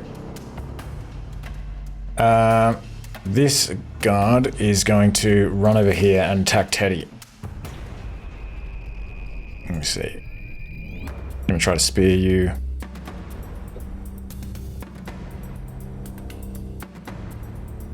Misses. Spear just goes straight over the head. All right, Teddy. Okay. Okay. I'll give this my best shot. I'm going to try and charm the person right in front of me. Okay. So I will that's where is it? Is it not the case though that charm, like if you're kind of attacking the like if you're fighting the person, where is it? Where is it? Disadvantage, yeah. It says that it's the charmed creature is friendly to you. Is that what you mean? Okay. Or- So Teddy it says hasn't attacked it no? does so with advantage if you or your allies are fighting it. Oh, okay. Okay. Don't worry about that. I will cast Bane. Okay. Cast at level. Oh, it says I've got no slots left. That's not true. Did you long rest after for the travel? Yeah, I think so. Yeah. That's all right. Just say like, just on the pop-up, I think you can just say like, don't expect, or you can just, I'll give you the spell slots. Thanks. I think yeah, I don't know. You've only used one. I've used one. Yeah. Yeah. Oh, what did you use? Can't remember. I Yeah. used a failed charm person. Yeah. Oh yeah, okay, yeah, of course. All right, so this is like your second one. So yeah, you can just cast it without expending a spell slot, and we'll say now you're down to 0. Oh, I see how to do that. Yep. Yeah, great. Okay. All right, charisma So- save. And it's So that's up to 3 creatures. all right. So we'll say all 3 of them. 1, 2, 3.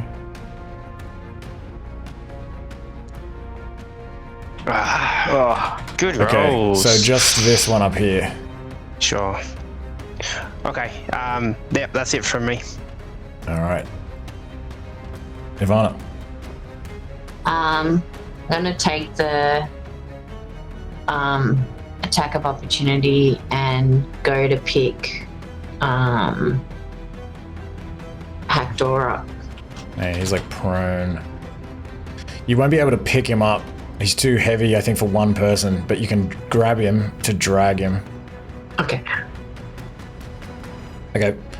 If you want to drag him, it's just like grappling him, basically. We'll say because he's tied up and everything, you don't need to grapple him, but you can basically just move at half speed, Alright. and he'll move along with you. I'll so I've got him. Did I take a hit? Oh yeah, from this guy. Yeah. Yeah, okay. No. So yeah, I've got him. I'll go elk and try to drag him towards the elk. Okay. Is it just the gate to the south? Yes. That's available. Okay. Yeah, so And this okay. is the gate here. Yeah. Yep. All right. Okay. So if you just move to where you want to move to, then I'll move Haktar after you. I will. There. So 2, 3. You can only move half speed though if you're dragging him. So what did you have? 1. So you still had. Oh yeah. That's fine. You can go there. Okay. This guy is, I think he's still kind of, he's also helping with the fire, so we're okay there. Okay, Notch. I'm gonna move back up to help my boy Teddy. So I'll go there. And then, is that advantage now for flanking? Just +1. +1?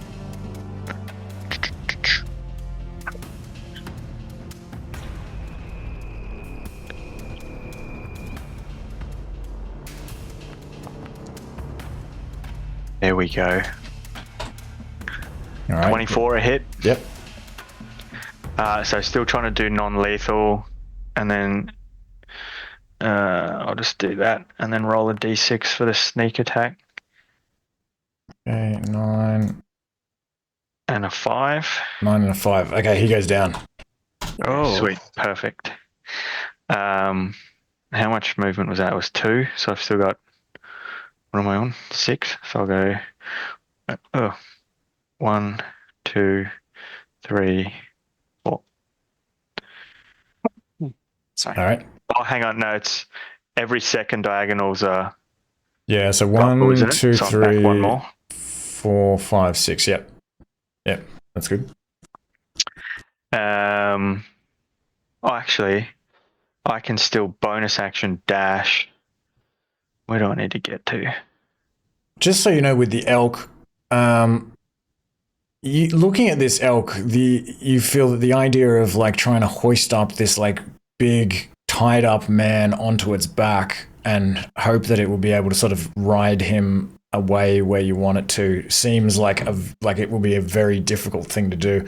You'd think you'd have to like tie him to the elk for sure. Surely the elk could just drag him. It doesn't have like a saddle or anything. Can it drag him? That's interesting. From his horns. I might because I've got my dash action, so I'm just going to go back 2 there, go 2 that way. I'm just going to use my dash just to get in flanking with this guy. Oh, that's Okay. not flanking because that's Haktar. Yeah. I'll flank with the moose then. How about that? All right, that works. Elk. And that's me. Okay. The elk. Could the elk drag? What does it say in the It does have quite a large strength. He's got 19 plus 4. what does it say in the bag of tricks though? Like what sort of control do you have over these things? Like can you actually sort of like get into it, like Yeah, it can communicate it telepathically. I'll call it up again. bag of tricks.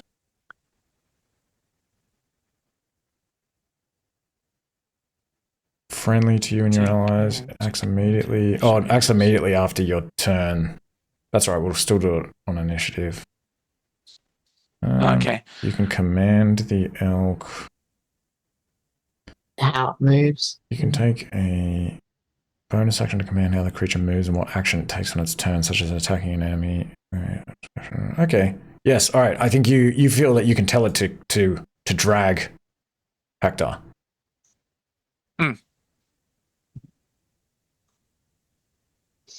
I'll definitely tell it to drag Haktar. Now, we just need someone to tie him up to Haktar. I think if it's going to drag him, I mean, it's an elk. I mean, can it sort of like just bite into him like by the shirt and like drag him? I think it can do that. Grab the manacles. He's got manacles around his... Yeah. Plus all the rope as well. He's like... He's all trussed up. I think it can do He that. can dangle from there. From the antlers, like scoop him up, hang him from there.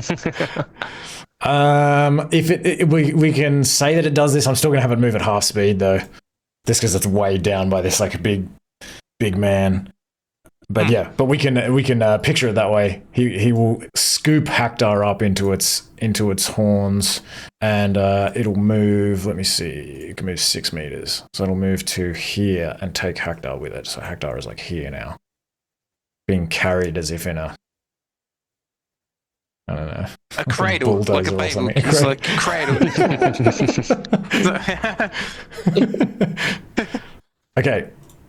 The boar is going to attack this guy.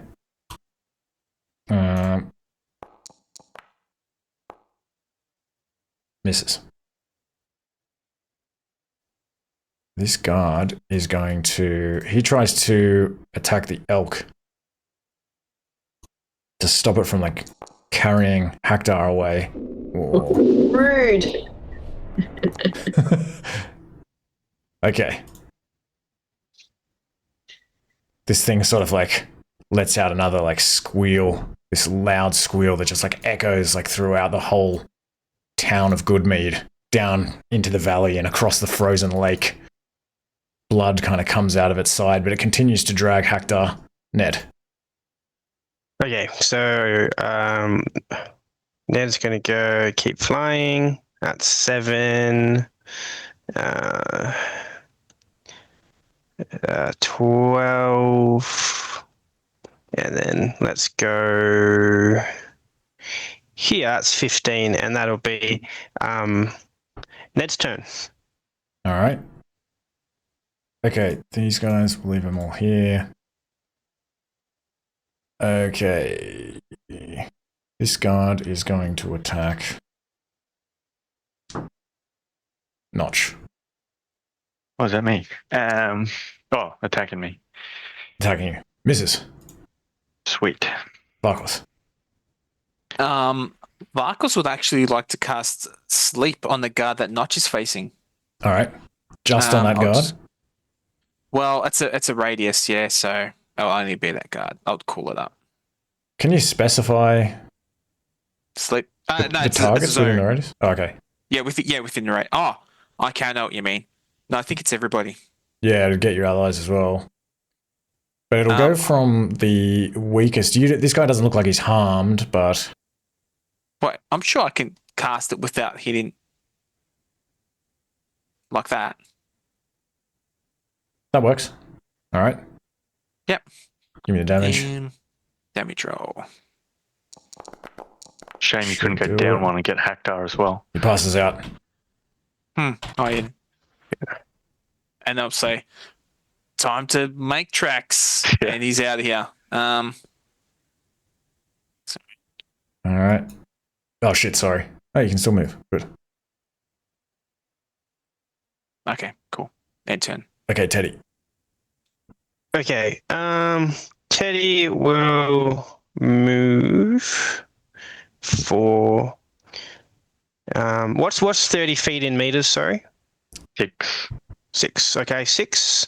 And then we'll cast... You can also just count in feet if you're more comfortable with True. it. I actually changed everyone's sheets back to feet because the update has made it difficult for me to use my special system. No, that's all good.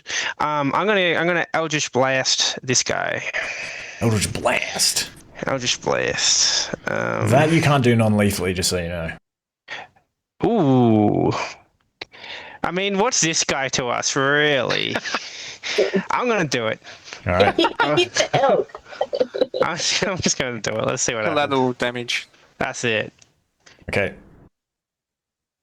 Yep, that hits. Okay. That hits. Very nice.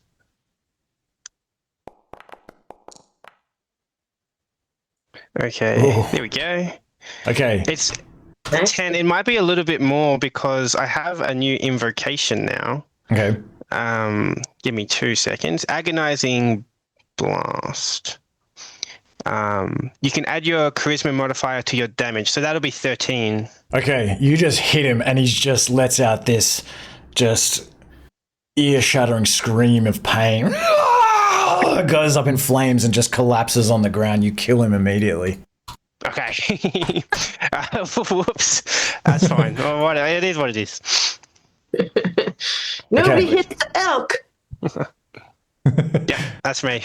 Okay, that is all of these guys. So we'll say that from that point, because the rest of these people are over the other side of the house, maybe, Notch, you kind of see, like Jimmy and this guard, like they've probably put out the fire now. They're like running around the back of the house up here just as you sort of like disappear around the side of the house. Oh, you don't take these dead guards with you. And you can all just like leg it down here unless you want to engage in combat, of course. Can I just ping a crossbow bolt, not directly at them, just in there, just like a warning shot to try and make them take cover and just slow them down? Yeah, that'll work. They'll kind of and sort of like jump to the side. You can buy yourself a little bit of time and you can run out the front gate and run around the side. And Teeth Grinder is waiting there with the sleds as you kind of run over there with this giant elk. His like eyes like are wide as he just sees this thing like running for him, like sort of dragging. Oh no, yeah, that's right. It's like carrying Haktar in these like big antlers. And then as you arrive and you kind of put Haktar on one of these dog sleds, he's just like, "What was that loud scream? Did you hurt somebody?" It was the zombies, Teeth Grinder. The zombies have come. The zombies. We gotta get out of here. You can like jump on these sleds and you turn back as you're sort of riding away on these sleds to see like Jimmy and these guards like chasing you from behind. And let's go on a 5-minute break. Nice. That went way better than I thought it was going to go. Is Bag of Tricks, is that an item or like a bard thing? No, That's it's a an item. wondrous item. Yeah. Oh, Yeah. how good. There's actually 3 different types of bags you can get. There's grey, black, and maybe white. But you could have a weasel, Yeah. like Rob said, a weasel to a giant elk, a dire wolf, a panther. Well, I feel like Yeah, a weasel that's so running up their useful. leg and nipping at them Yeah. would still be useful. Oh, cool. All right, back in 5.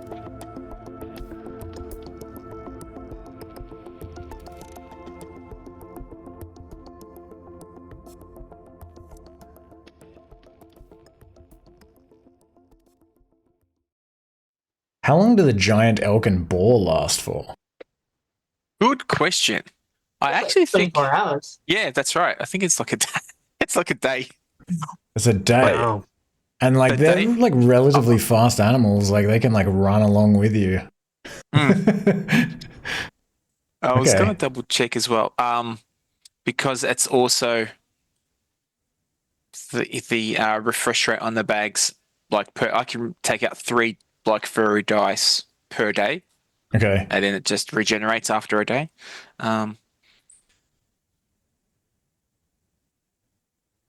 Yeah, it says next dawn. All right. Awesome. So, boar and a giant elk running along behind you. I was going to say next time if you want me to take control of it, so it's less Oh yeah. they have to look after, less items, like less Yeah. characters. Thanks, man. That's easy, but it's okay. No worries. Yeah, no, true. I would usually do that actually. I just forgot. All right.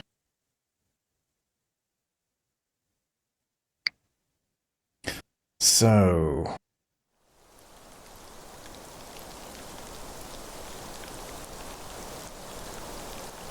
you load Haktar onto the sled, or do you leave Haktar in the antlers?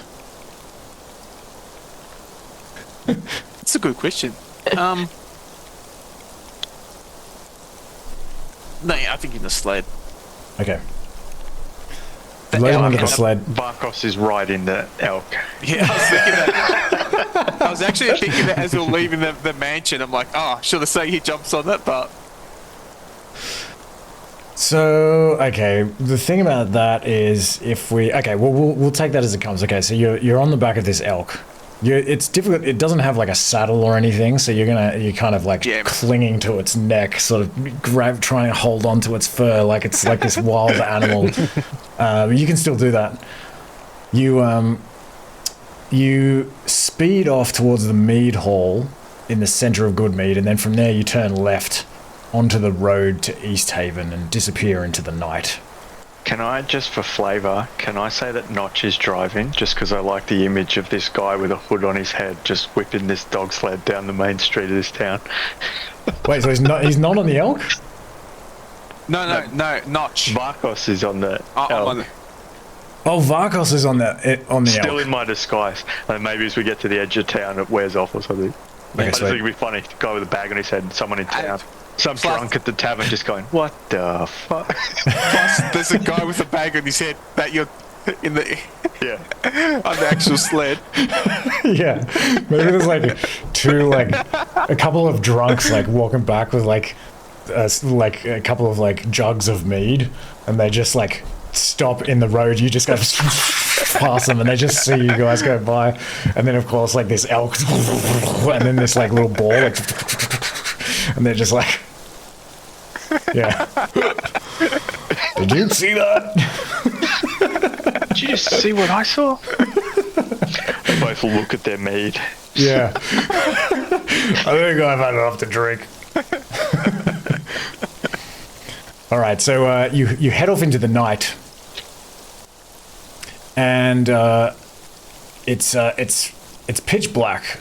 It's like sometime after midnight, and there's a moderate snow falling, and the wind is picking up, and it's pretty cold. It's like minus 13 degrees Celsius, and you can hear the dogs panting and running in the snow, and the sleds cutting through the ice, and Notch, you're like cracking this whip in the air.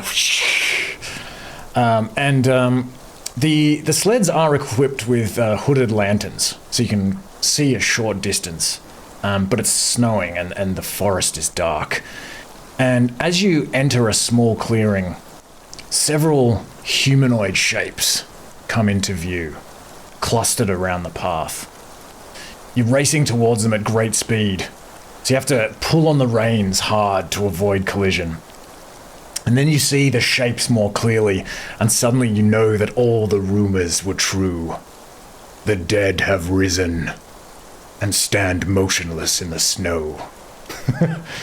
And the dogs go crazy, and you sort of crack your whips in the air, but they're just like terrified, and they scatter and just sort of cause chaos among the sleds, and you're forced to jump off. And Teeth Grinder tries to steady the animals, but they're like barking and howling in fear, and two of them like break free and sort of like gallop off into the wind and the darkness. And then you see this tall, cloaked figure appear by the tree line on a hill to the northwest. He's got long black hair visible beneath its hood. And all of these undead like turn towards this figure in soulless unison as it shouts out in a callous voice, angry and bitter. "You are meddling in affairs you know nothing about. I, Ulkred, shall punish you for your insolence." And the figure raises his staff into the air, and a wave of emerald-colored energy bursts out from its tip, so that the rotten skin and bones of the undead flash neon. Lifeless eyes light up, and slack jaws appear to grin in anticipation.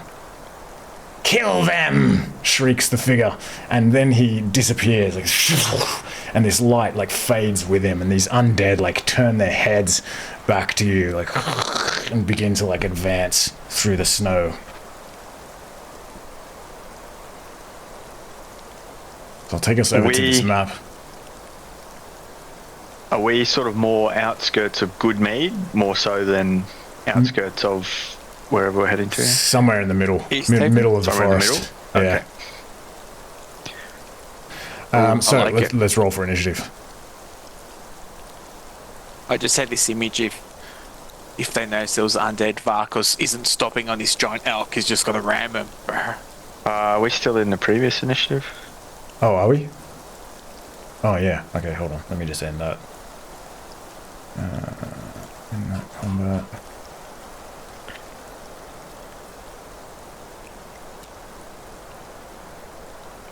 Okay.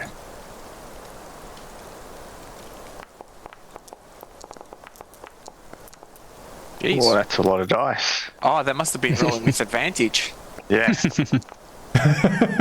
Yeah. Yeah. Oh, come on, Barry.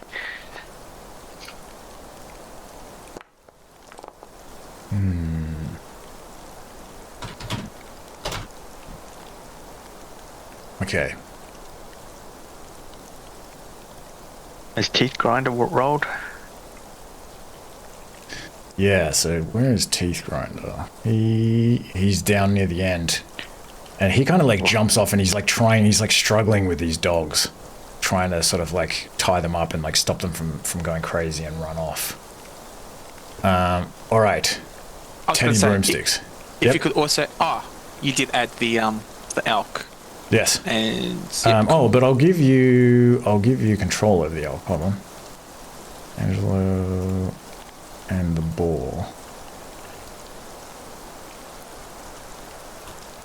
There you go. Should be able to move him now. Okay, and actually, before we start, I'll say also, put yourselves where you think you would be, sort of within this box here, and, like, I guess this box here. I think it's all locked. Yeah, Oh. we don't have control of any of Oh, it. yeah. Should work now. I was driving, so I think I'm there. I think that makes sense. Wait, except that, so Vakos, are you on the elk? Sorry, yeah, I was just getting myself ready. I would say the elk and Vakos would have been towards the front of the pack. Okay. So I'm just trying. Maybe can they be at the front? I pictured them kind of running behind this group. I think if they were sort of at the front of the pack, I mean, I suppose so. That's okay. I'll just stay there. That's good. Where's the boar? Oh, the boar's there. Yeah, I He'll mean, be like to be honest, you can. I think if you're on this elk, you could choose wherever you want to be. I kind of imagine these squares were sort of representing how many people could like fit on these dog sleds. Actually, I'll add Haktar as well. So yeah, you can put the elk like sort of anywhere between those two squares, really. Okay. And is Hector on the one at the Yeah, rear? I think Haktar is like here, tied up. Yeah, he would have been closer to that one for sure. Okay. He's happy to stay there. Okay. And so the mounted combat. The way this will work is, I always forget how to do this. Look, if it's okay, if we're going into combat, Vakos would have disembarked from the elk. Okay, yeah, we can say that you can do. Seeing as like everyone's like jumping off these sleds and everything, you also have time to jump off the elk, so that's fine. Yeah, sorry, that will go there, and I'll just move. So it's a bit painful. I'll try Like to that. reset that elk. Where is it? Try elk. Okay. Cool. All right, Teddy, what do you do? Okay, so Teddy might just move a little bit towards these two in the top right, kind of at the front of the ambush, and Teddy's going to shoot his Eldritch Blast at this guy here. Okay. So let's do that.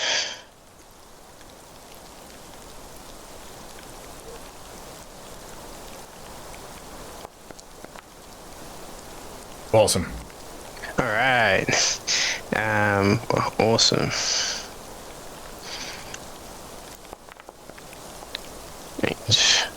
Oh, I think I got to roll another one, right? What's the other one for? Was it a critical hit? Oh, right. Yeah, sweet. Yeah, I should have clicked critical hit. I just clicked normal on accident. So that would be 10 plus 3 because of my invocation, so 13. Okay. And this is like a sort of a fiery black, like kind of almost electrical kind of Yes, like jolt. Yeah. It's like Bolt. hot red electricity going straight at him. It just like hits this thing in the chest as it's like just kind of like blows it back. It's still like kind of standing as it just like continues like walking towards you. But maybe you've like blown like a whole like chunk out of its chest and shit. Like it's like Sick. Yeah, nice. Would you say it looks like molten rock? the zombie. No, the Teddy blood. It's magma. Yeah. Ah, yeah. Sorry, I didn't understand it all. I was like, Alright, that's it for Teddy. okay, Ivanna. I will target the same one. With a sacred flame. All right. Which has to make a dex save. Okay, dex save. I don't imagine it's particularly good at that. But it Just does. passes the dex save. Damn it. This sacred flame just like comes down through the canopy and just like strikes the snow next to it. Just leaves this big like black mark. What are the dogs, like our dogs, look like? Are they mostly there or are they mostly gone? The dogs are mostly there. Two of them are sort of run away, kind of running around maybe.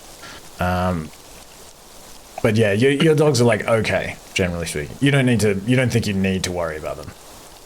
Alright, I might just, but I always worry about them. Critters, I'll move to the, opposing side. Okay.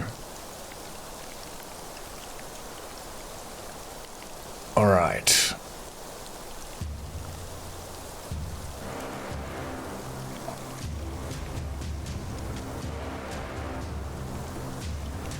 This zombie is just gonna come in here, just.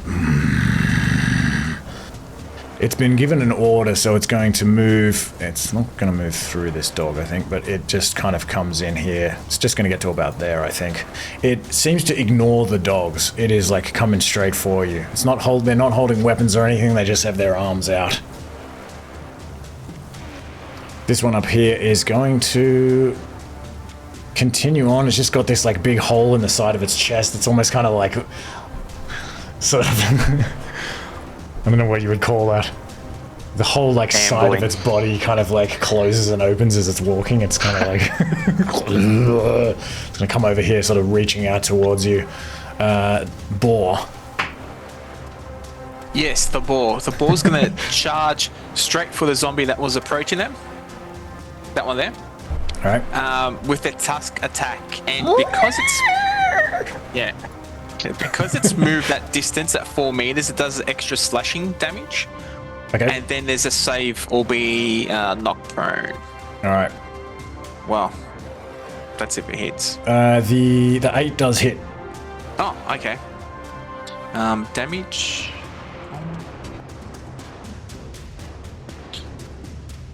Six damage. Now, I don't know what it doesn't say what the extra slashing damage is. If it's a 1d6 or 1d4. Magical. If it's magic. Nah, it's not magical. It's just because it's had a 4 meter charge or. Oh, I see. Like attack, if it's like bludgeoning or slashing. Yeah. I think it shouldn't. I don't think it'll matter. Oh, plus, sorry, I don't know what the damage die is for that one, or is it just another 1d6? Oh, let me have a look. Or the damage. So what is it? Oh, ignore that creative attack. Oh no, it's not the creative one. It's the tusk attack. Ball moves at least 4 meters straight towards the target before the attack. Deals extra slashing damage. Oh, this is because this is going to be difficult. It's because of the previous way that Foundry was set up. Is it just I could put like both of these attack options like in the same? Yeah. Okay. So now it's not like that anymore. I don't think. Yeah, that's frustrating. Or is it just two? It's like I've customized like a whole bunch of creatures this way as well. It's going to be really frustrating. Does it even show in its Oh man. It doesn't say what it is.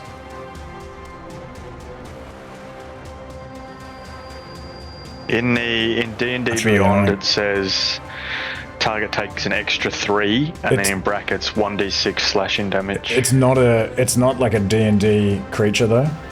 Oh, isn't it? No, it's like a. Let me have a look. Hold on. It's a level up creature. I'll pull it up. Level up. Would the ability still be the same though? It might be. It might be. Let me have a look. 4.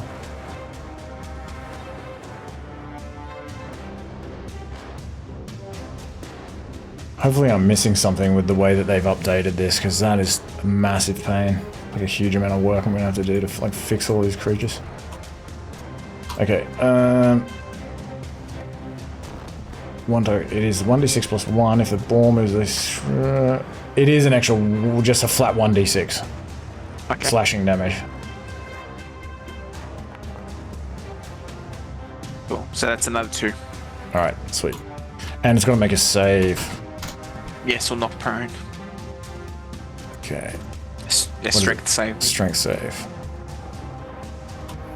I don't know what the DC is though. DC is 11. Yeah, it passes it. Okay. Ned.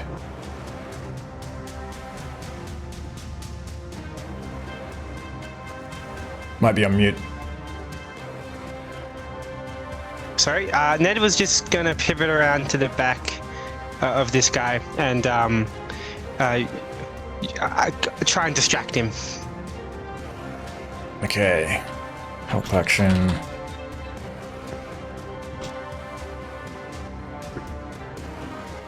Alright.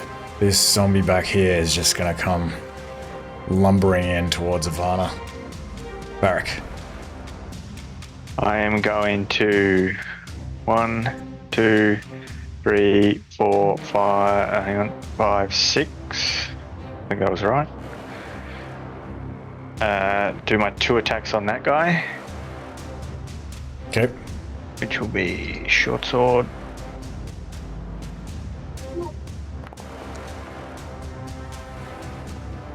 This 15. Second. 20, Yep. sorry. Yep, that hits. Damage. Oh man. So that's 7. That's with the sneak attack. Okay. And then 7 takes it down. Oh, okay. It just kind of and like then- falls back into this dog. The dog's like kind of jumping around, like growling at it and shit. Maybe he begins like tearing at the side of it, like it's just like. So I'll use my bonus action to dash. 2, 3, 4, 5, 6 to get to that one. Yep. Now the second attack with the dagger, I'm working on the assumption that I can't do that on another creature. It's with the same attack action. Sorry, say that again. So I normally do my short sword attack. Oh, and yeah, then if in it's- the same attack action, I do the. Yeah. To if do it's it on a second creature, I'd have to do it with my bonus action, right? depends on the wording of it. If it says like when you attack or. Because yeah, usually you should be able to use your. If you do it too light web, yeah, I think that's fine. Yeah, you can do it as a bonus action. Well, I've just used my bonus action to dash though, so I can't this turn. Actually, I'm not 100% sure of that. It might say like as part of the same attack. I feel Go like. on for now, and I'll look. I'll try and find it if you want. Okay, sweet. Thanks. All right, giant elk. Okay, the elk's gonna put his antlers down and he's gonna charge towards that creature there All right. and ram attack. Okay, where is? Oh, sorry.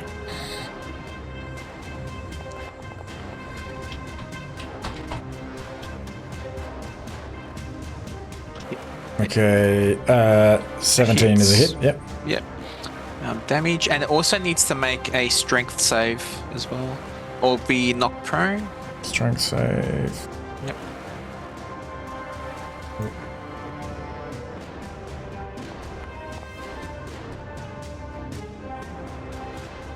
Okay, so it's not prone. Cool. Knocked prone. Not prone and takes 13 damage. Correct. All right. And use a bonus action because it's prone now. He's got a hooves attack. Awesome. Only if the creature was prone, so he'll use Okay. the bonus attack. That'll do it. Cool. And done.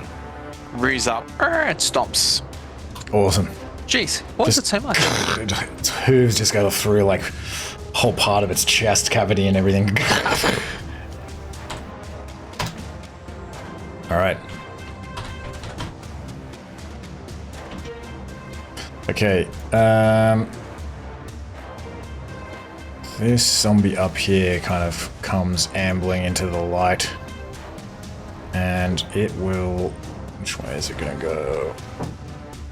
It comes down here towards you guys. Okay, Vakos. Varrik sees that zombie approaching, and he'll use Sacred Flame. Alright. Fails.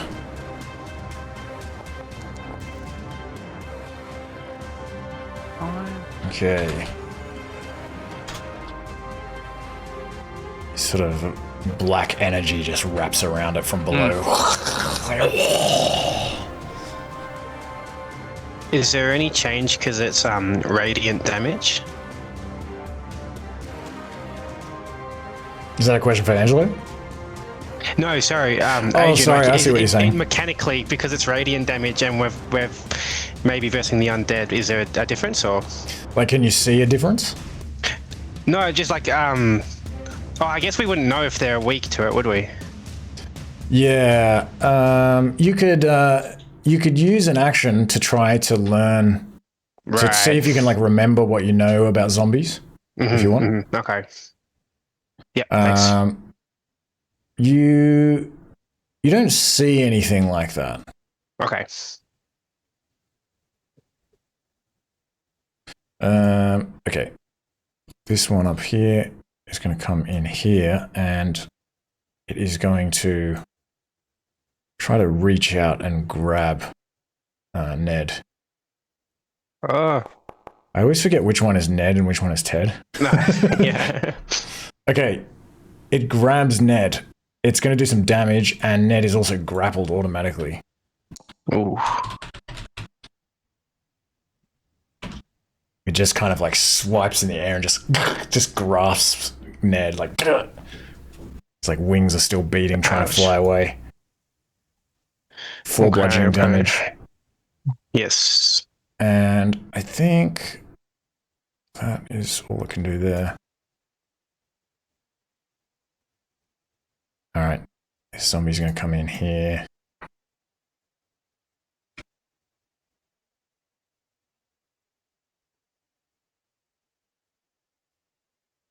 Okay, Teeth Grinder is just like desperately struggling with these dogs. These ones are particularly chaotic, and he's trying to like calm them down and like tie them to this tree and prevent them from running off. So he's not able to come to your aid. This zombie is going to come in here, and I think it will just come around to like here. All right, Teddy. Okay. Can Ned attack if he's grappled? Can he attack his grappler? Yes, I think it's now that he has disadvantage if he attacks anyone else, maybe? Yeah, that's my understanding. Let me see. So yeah, you can use your athletics or acrobatics to try to break the grapple, and you... You here we go. have disadvantage, Disadvantage on attack rolls. against, Yep. against any target other than the grappler. Yep. Okay, so in that case, Teddy will forfeit his action so that Ned can attack his grappler. All right. Okay.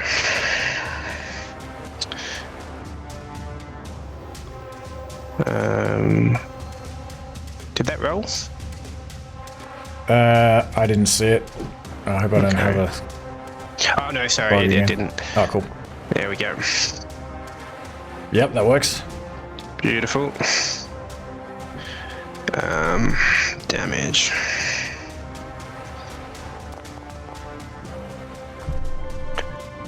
Sick. Oh. Okay. So yeah, Ned will sting him, do a bit of damage to him, and that's Teddy's turn. Yep. It almost drops Ned as it takes this like stinger in its throat, and it's just like, kind of like struggling to hold on. Nice. Okay, Ivanna. All right. I'm gonna hold out my holy symbol and yell, "Turn, you fuckers!" And yeah, target every one of the undead within 30 feet of me. Must make a wisdom save. The holy words of Lathander. Can you cast the spell? It should give you a template, just so I can see exactly which ones are within. Well, I guess it's 30, so it's like a lot, isn't it? Yeah. And I think that's actually all of them. Oh no, because it's 30 feet, isn't it? Sorry. Yeah, 30 feet, meters. So it'll be... I think it's just going to be the 4 around the top dog sled. Yeah. Yeah. This one... Yeah. Or maybe this one that's out in the open. Does it give you a... Oh, it doesn't give you a... Did it give you a template?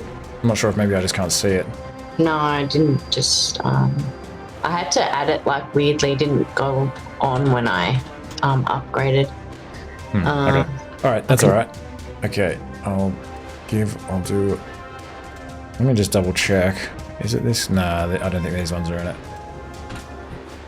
Okay. Here we go. Oh no, it just says usability.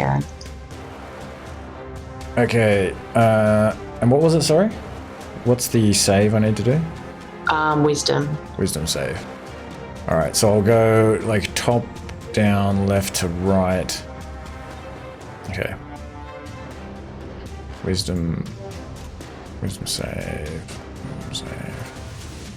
Ooh. Ooh, ouch. Oh my god. So we got pass, fail, pass, fail. Okay. Couple of wise zombies. And yeah, there's one that's got little glasses on. Yeah. It's like, I'm not falling for that.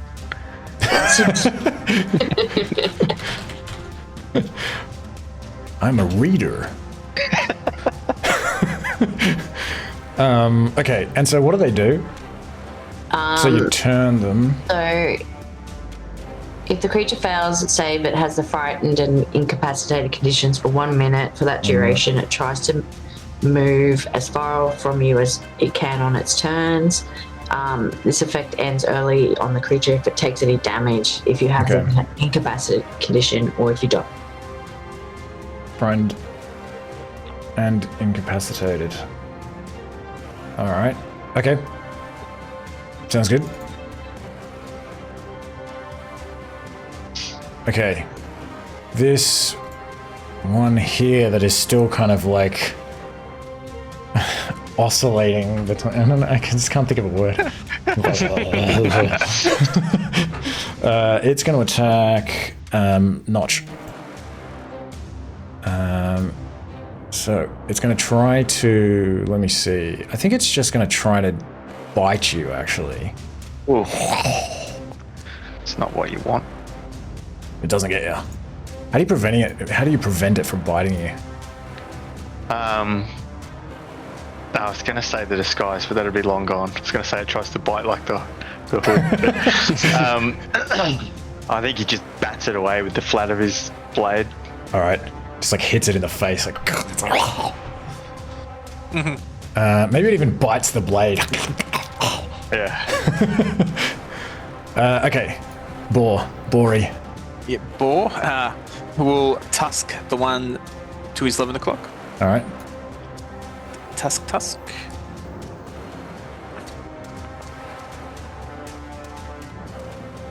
Okay. 15 hits. Oh, I just realized that this one... interesting. Okay, 6. And does it also... Oh no, because it's not charging at him. Correct, All right. yeah. Just mauls him. Okay, Ned. Okay, Ned is going to attempt to break out of the grapple. So I think it's athletics or acrobatics? Yes. Against a save. And I'm just going to have to go back as well after your turn, but that's alright. So what is it? DC 8 plus strength mod plus proficiency. Okay. Okay. So 8, 9, 10, 11, I guess. Okay, yeah. It's just like holding on. It's like Ned's like flapping around. It's like, oh. just by the horn. Yeah, alright. Okay. Yeah, that's what Ned's done. So before we move on from you, I'm just gonna go back to this one here. So this one begins like twitching. It's this one over here. And it kind of like begins like moving and sort of pulling itself up from the ground. So it is actually going to rise up and attempt to like bite this boar. Maybe like as it's coming up, it just sort of latches onto the boar and just like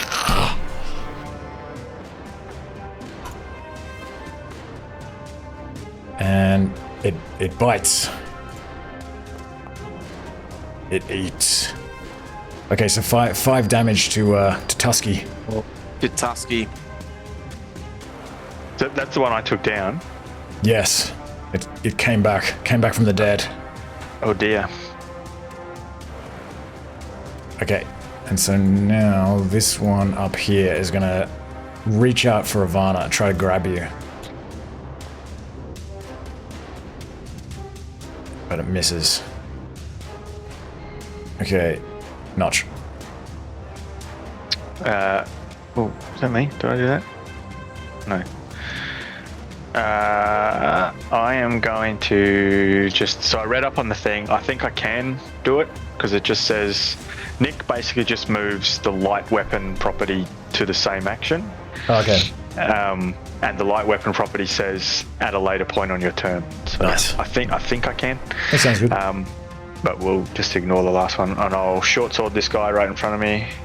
Oh, you can do the last one if you want. Go for it. Up to you. Like, Yeah, do it. Well, I'll do that first then. Braylu's dagger is using this time. Okay. You can roll with advantage as well. Although you probably wanted the advantage on your sword, I imagine. You can ignore the advantage This is from the previous turn. Well, actually, I would have had it because I hit with the sword previously. Yeah. And the sword's mastery gives me the advantage. I'll roll again. I'll let you choose if you want to use the advantage. Just because we're retconning, we might as well retcon. I don't want to like giveth and taketh away. Look, I'll roll another one. You can have an attack, but you have to use up the advantage. But the monkey paw is also cursed. 22 works. Potassium. Is that good? Okay, what am I doing? Attacking with the dagger. So this is the second attack from the previous turn, so it doesn't get the dex modifier. Okay. I'll just take that away.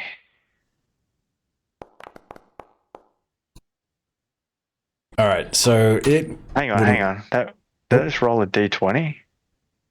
Oh, I yeah. must have clicked attacked. Hang on. Okay. Well, otherwise, what would it have been?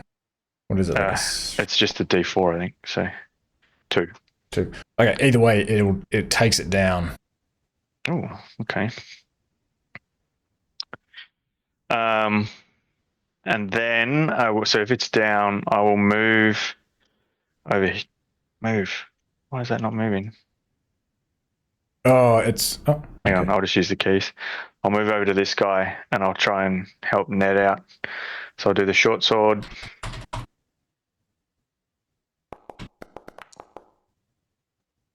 Okay. 16. Oh yeah, this one also you can see that it's like.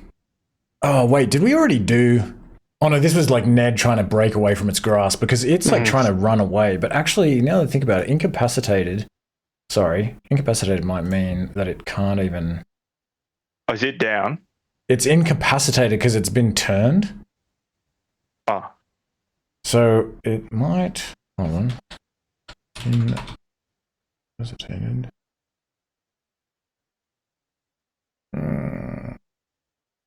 Damn, I'm gonna have to know like what grappled. I think incapacitated just means it can't take like actions. So if it already has something grappled, you reckon it's fine? I don't know. I reckon we roll with that. We can keep Ned grappled. No, the condition also ends if the grappler has the incapacitated condition. No, easy. Okay. So Ned is no longer grappled. What does that mean for attacking it? You can still attack it. It's like it's just beginning to sort of turn and like sort of stagger off. Is there like an advantage or something if it's incapacitated? Oh yeah, actually, I think there might be incapacitated.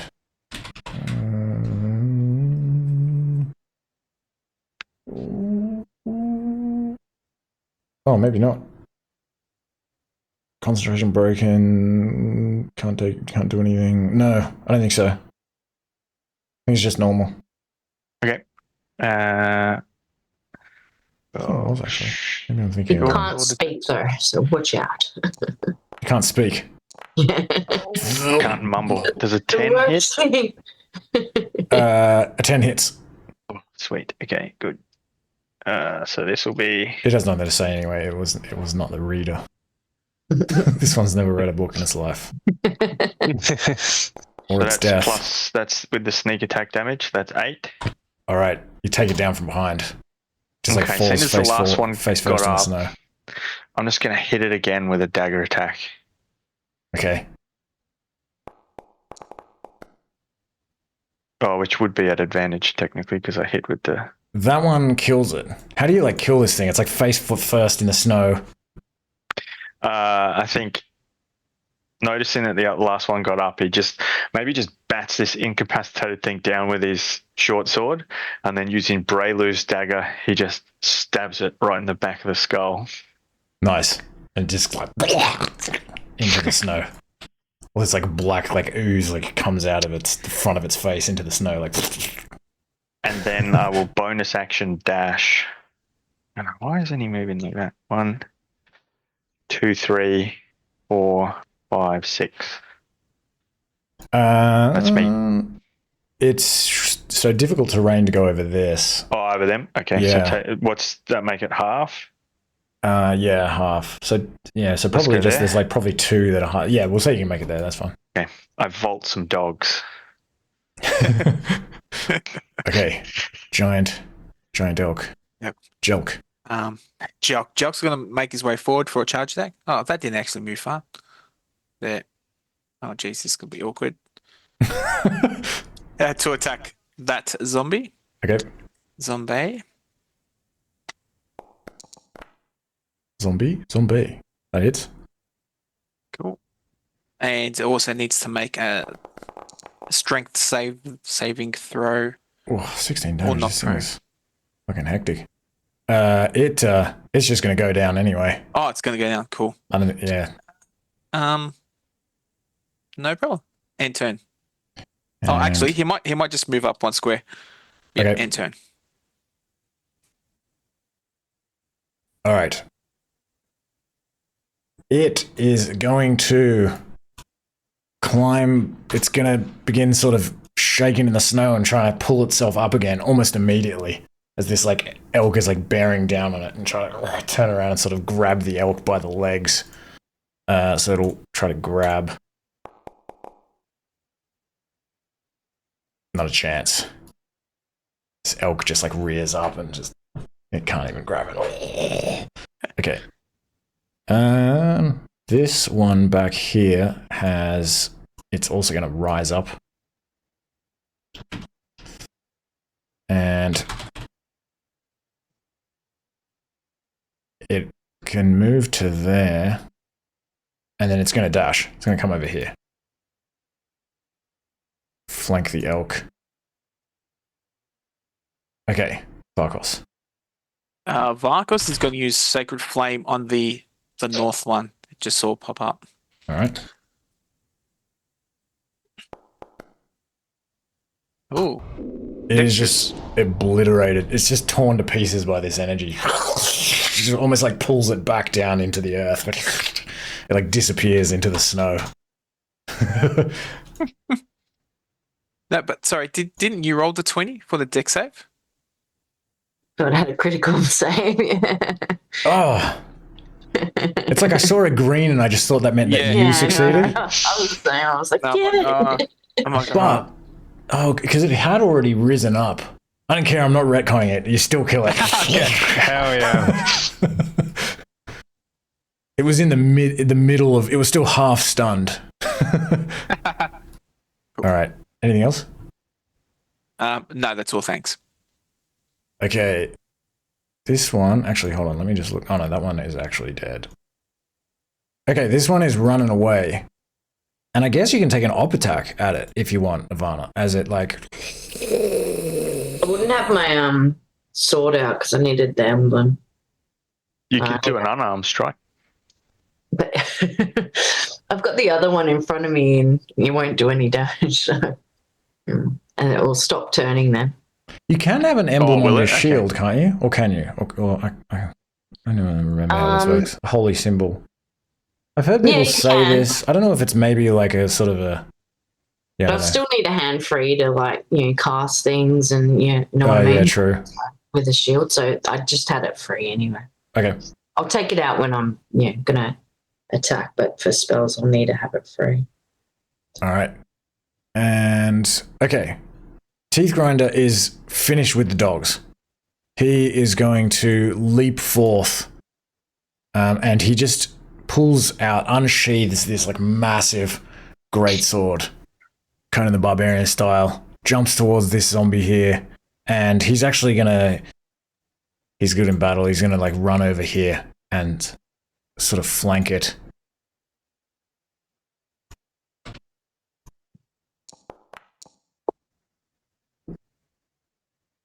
Sweet. Hits.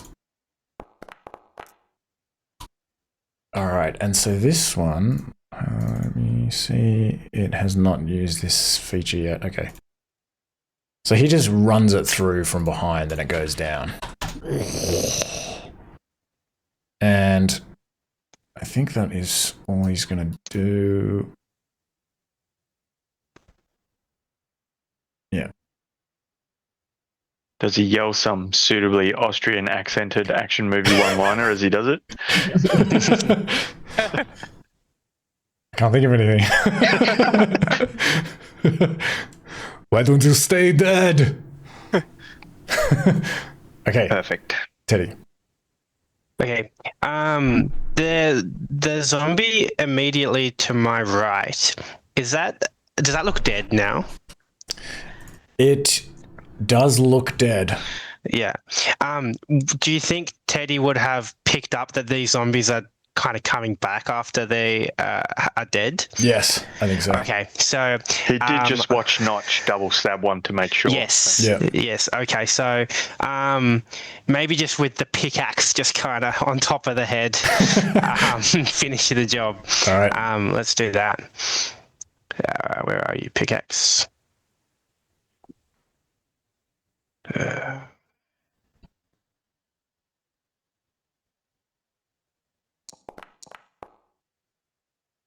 Excellent. The pickaxe just like, he just expects it to just kind of go a little bit into the head, but it just basically like shatters the whole head. Like, Nice. Awesome. all right, it is. I'll just remove this so I remember it's probably dead. Proper dead. All right. Anything else? No, happy with that. Okay, Ivanna. Right. I'll take out my sword and I will cast Booming Blade on this guy. And also do an attack.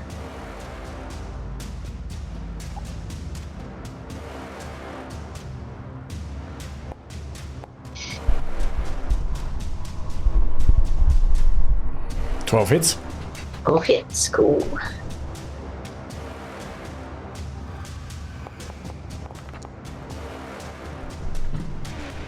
Alright. I will just re-roll it one more time just in case it's better. Yep. Sweet. Alright. Okay. The 10. And it is wreathed in booming blade energy. Okay. And I think I will move around him just to there. Okay. That's the one with glasses. Maybe like as you strike it, its glasses like fall into the snow. Spectacles. Okay, this one has... Oh, it's... Wait a minute. I've already used its... I think it has stood up. This one is still fighting, isn't it? It's going to try to grab the ball. Just tries to like basically wrap its arms around this thing and like dig its filthy nails into it. Looks like it hits, so the boar is going to be grappled. But it just does two tetanus damage.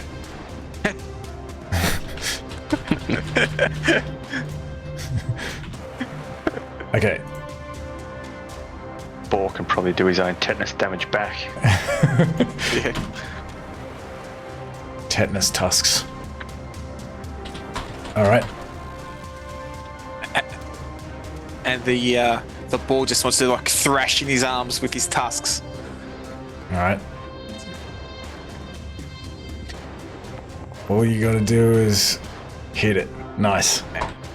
It just like tears off one of its arms. Like it's actually like, because this thing is like ancient and rotten, the arm like comes off with like a whole like side of the fucking body with like part of its like rib cage and even like part of its neck and shit. It just goes like flying over here, leaves this like trail of blood next to Teeth Grinder. I wanted to have him say something good then as well. Yeah, you're really flying. I don't know. Ned. If pigs could fly. Ah, that's way better. I guess pigs really can fly. So that one is still turned. So Ned is free to... No, that one's dead. It's actually dead. Oh, yeah, true. I'll remove the actual dead ones now that we know what's going on. This Yeah, one's that'd be actual good. dead.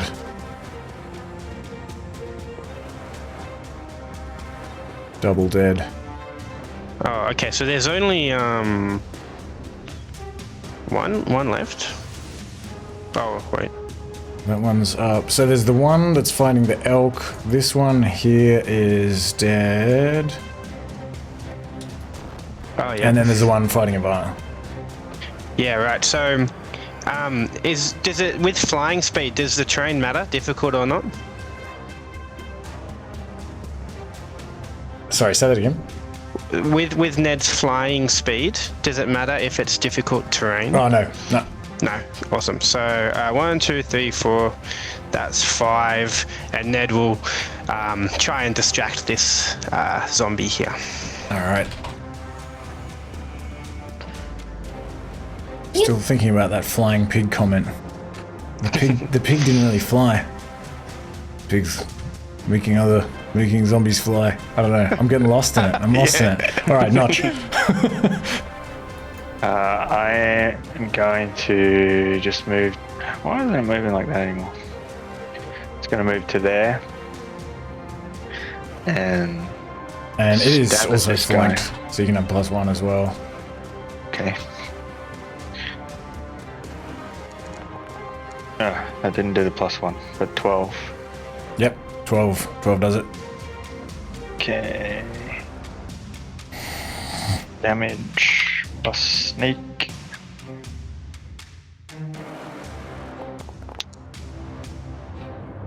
Yep.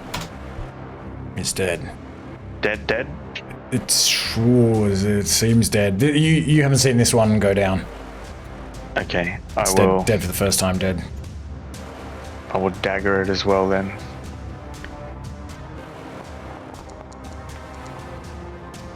Okay, 17. now it's dead. Okay. And then, which ones are still up? This one over here?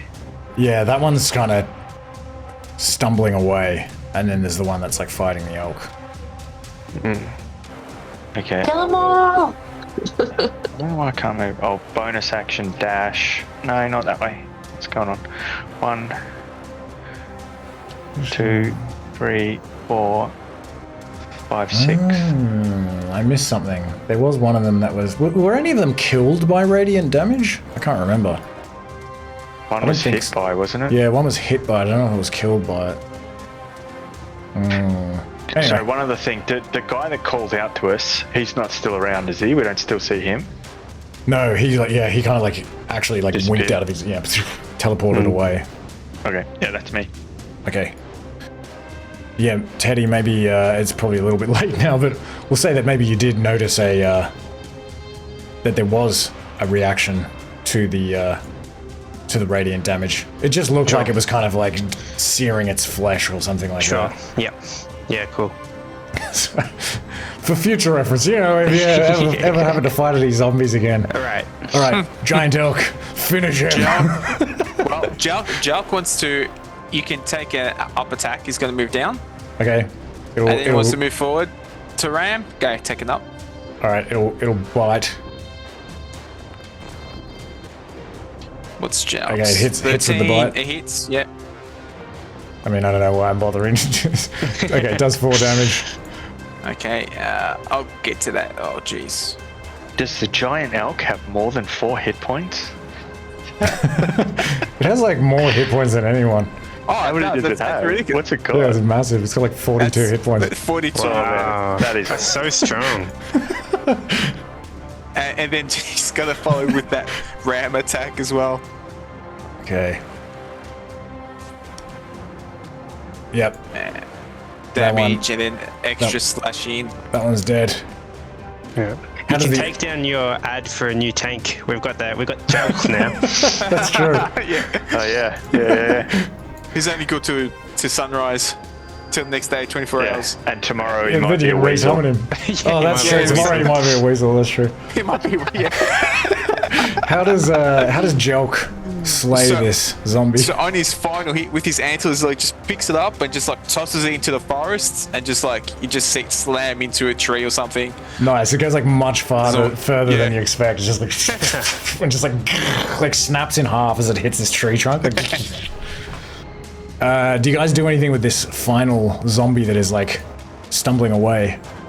I'd sacred flame it. Okay. Make it do it. Where are you going? So it's a DC 13 dex save. All right. We can just say that you kill it, I think, if you wish. Okay.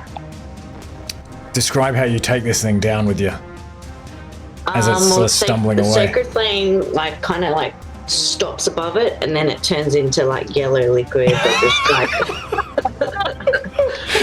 drips It's on like a you, golden shower. like acid, And it burns its eyes. It's like, Holy golden liquid. it's in my eyes. Oh no. it burns. Okay. The goggles do nothing.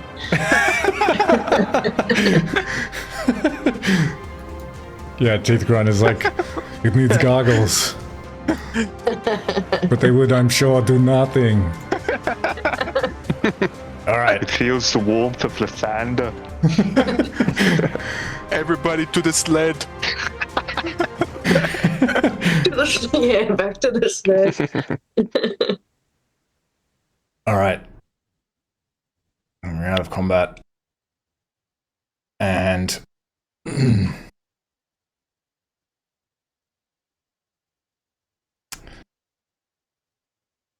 you can pull yourselves back onto these sleds and continue on to East Haven. You don't encounter any more problems along the way. And you ride the rest of the way to East Haven. It's like early in the morning. It's probably like 3 in the morning by now. And East Haven is one of the largest settlements in the area. And there's some people kind of stirring before dawn, but there's not that many people around as you sort of sled into town, and you follow the directions that you were given to one of the larger kind of structures in this settlement. That's like it's like this fairly big like building, but it's kind of camouflaged among these like wooden houses that are sort of poking out from the snow all around it. And you can pick up Haktar and sort of drag him into this building, knock on the door, and perhaps Brachior answers the door and like leads you inside. And you can find Andelka in there. Perhaps it's sort of like another like warehouse. You can go into this sort of back room, and Andelka is in there, and she's like prepared this sort of ritual set up with candles and things. And you lay Haktar down in this circle, and Andelka begins to sort of work her magic. She's chanting and waving her arms about and using incense sticks and this sort of thing. And gradually she kind of draws this dark energy out of Haktar, and he kind of like coughs and maybe even like turns and sort of vomits and sort of sits up.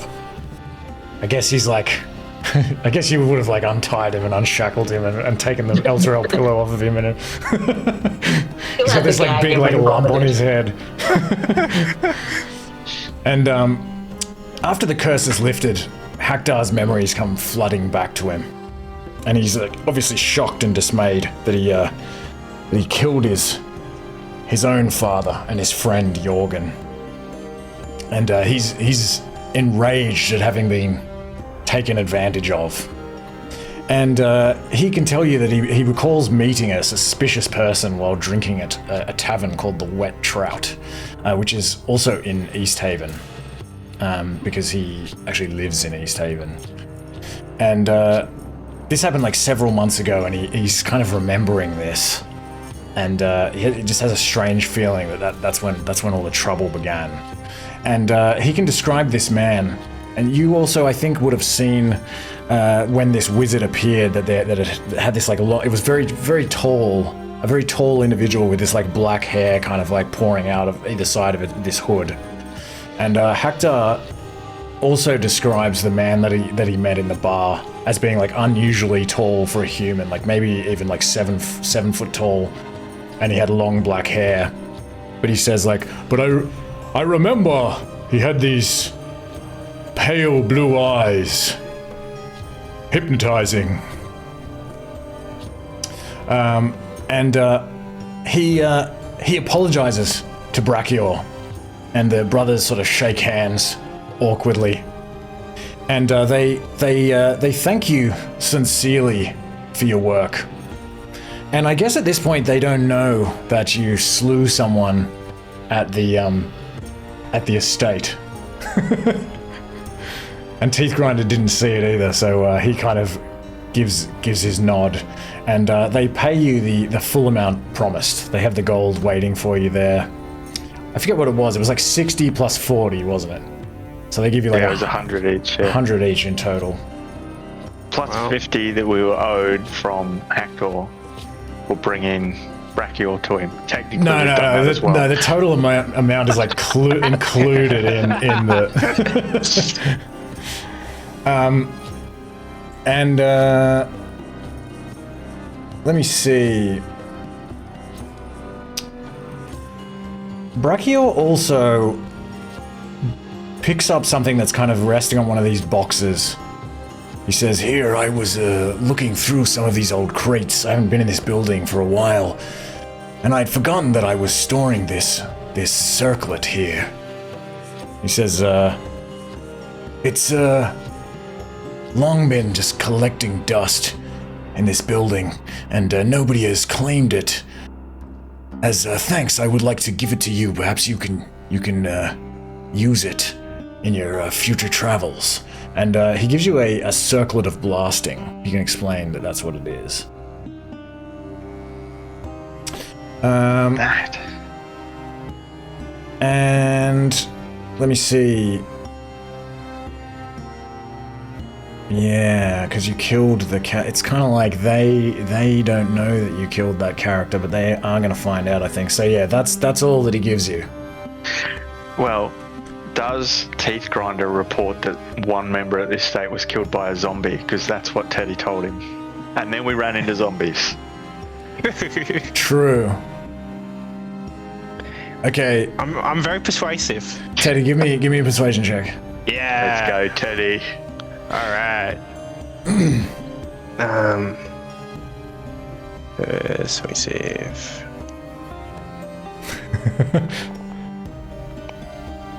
What is it?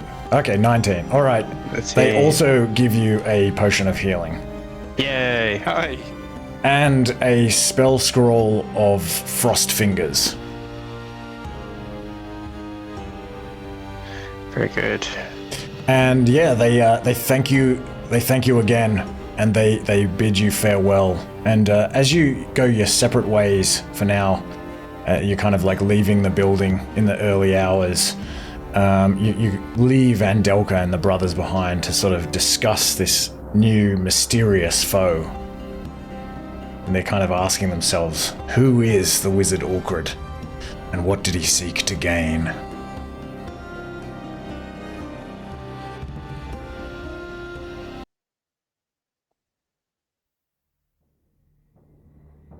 To be continued. Ooh. The plot thickens. I like it. That was a good session. Very Did fun. somebody record those items? They sound like caster jobs. A circlet of blasting sounds like something a cleric of Lathander should have. I was actually thinking more Teddy, because he's more of a caster. True. Yeah, a bit. What is it? What does it do? So actually I have a handout. Let me see. He does the 3 fire. Bolts, no? Yeah, not bolts. Like it's a spell. I think. Yeah.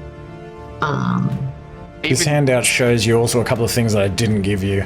I tried to find a balance. The module says, of course I wrote the module, but anyway, the module told me what to do. I didn't do it. It's the module's fault. But it kind of says if you kill somebody that you don't get some of the items, so I gave you like some of them. Yep. So circle of blasting, spell scroll of frost fingers, and potion of healing. Yeah. Also, we can't use a scroll because we don't know how to like read it, can we? Yeah, I guess like a wizard would have to use it. Or, Yeah, okay. Or anyone that can use that can cast that spell, I guess. I can never remember how this works. Arcane Trickster Rogue.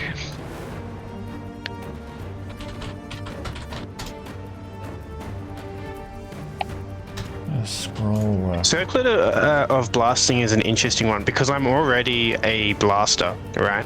So maybe it's got better utility for someone who doesn't have like a ranged skill. Yeah, like to give them a ranged option. I think we should give it to Jelk. What about On his antlers. Bard? I do have some range options. It's not.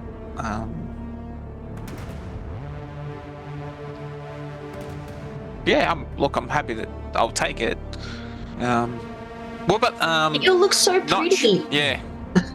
Do you have arranged options? I've got a crossbow and I can throw my multitude of daggers. That might be good to have a magical ranged attack as well. Oh yeah, so frost fingers is only on the wizard spell list, so yeah, nobody can. We can sell it, perhaps. Yeah, you could sell it. So I use spells that are on the wizard spell list using the magic initiate feat. I don't know if that means I can do it. Ooh. Yeah, I mean, I guess so. Like, depending on how that's worded. So like if I it had says, to like, choose yes. a spell list and I chose wizard. And what does it say? Does it just say you can cast anything on the? Where is it? Spell whenever you. Yeah, it's cleric, druid, and So I wizard. get 2 cantrips that I choose from cleric, druid, or wizard, and then I get 1 first level spell which I choose from the same list, which I can use once and charges with a long rest. Spell change: when you gain a new level, I can replace one of the spells for this feat with a different spell from the same list. It doesn't look like it says, like you can cast spells from the wizard spell list. No. It just says you can like choose these spells from that list and then you can cast them. So I'm thinking you probably still can't really cast it. Do you get? I'm wondering if you're shooting it from a circlet, do you get disadvantage when people are up close as well? Like it has the Circlet of blasting. because it's a ranged attack. I have a circlet of blasting. I feel like I do. Yeah, here we go. Circlet of blasting.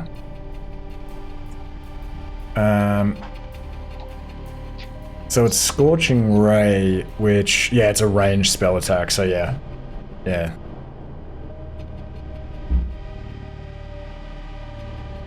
What does it? What damage does it do? Is it better than? 2d6 fire damage. Is that better than what you guys have got as your cantrip? Yeah.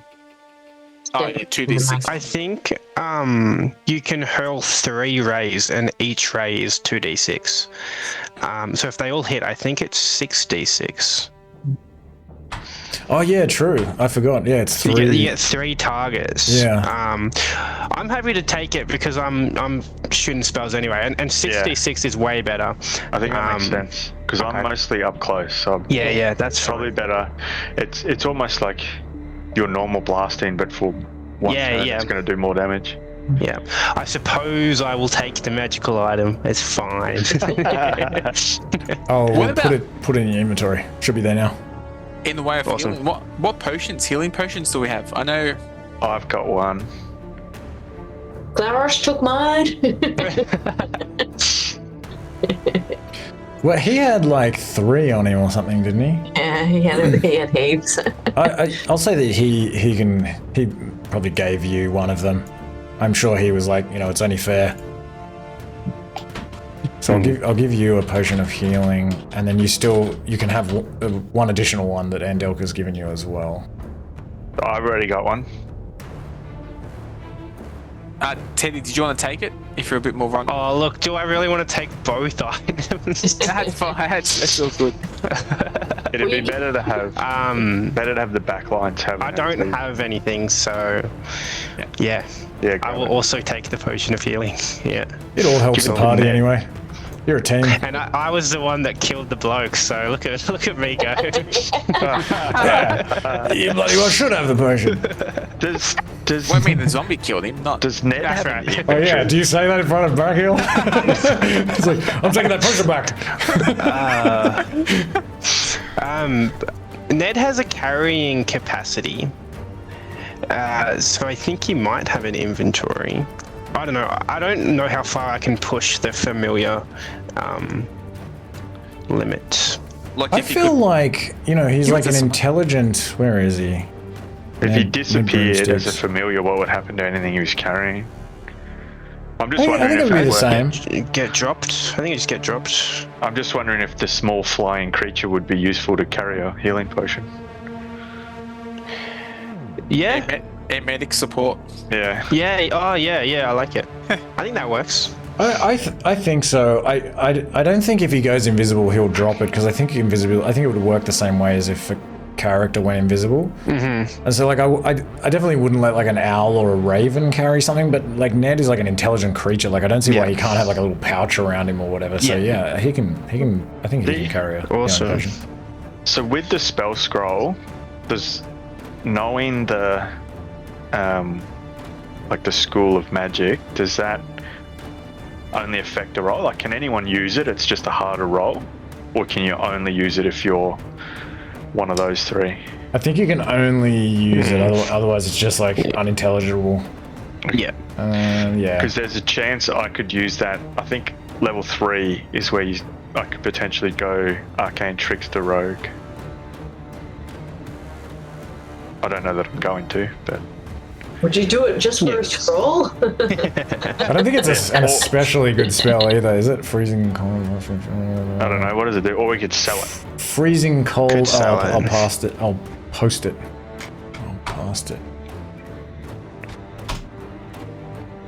Hasta la vista. Oh, it's like almost like a cone, like the. Cone of cold, yeah. I mean, it's not bad because like the targets will still take half the damage even if they pass. So it's kind of guaranteed damage. 15-foot cone is not good though. Yeah, I think we sell that. Does it have a value, like a gold value? Selling a spell, I feel like you'll need to go and see if you can sell Yeah, it. find the right buyer, I feel.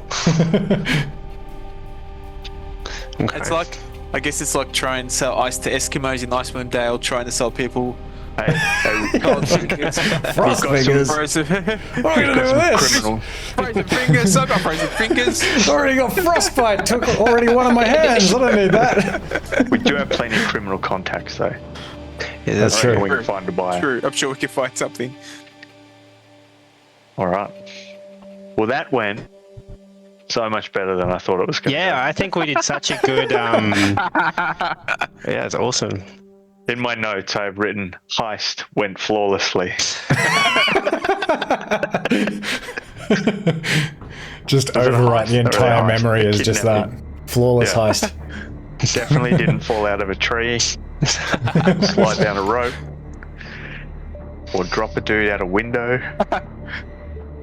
Yeah, it's like some GMs kind of advocate for having like a minimum, especially like for a rogue, right? Like trying to do like a dex, you know, trying to do something super roguey there. That like maybe the idea would be that you can't roll lower than your skill, or even some GMs would say even like don't even do a roll, depending on what it is. Like if it's a relatively easy thing. Yeah, but for, like failing a roll creates just as much good story as getting a crit, right? That's what like I if think. That's you what I roll a think. 1, like it I mean, still moves the story forward. If you guys hadn't dropped Haktar, then we wouldn't have had this like giant elk, giant boar situation. True. Like, Yeah. so yeah, definitely. If you see it as a story. I'm Yeah, always well, also, happier you know, to- like I like it. It feels good if you've chosen to give yourself stats so that you can do higher rolls. So if you kind of Yeah. start like sort of superseding that or whatever, then you kind of lose that like. But I would always be happier to say, I want to do this, and you just go, that's going to be really hard. I'll be like, let's do it. You know what I mean? Like it's still good story. Yeah. I was going to say, do you remember climbing out the window successfully and down the roof with the guy, or do you remember like dropping him out Yeah, the exactly. window and he's Yeah. sliding down?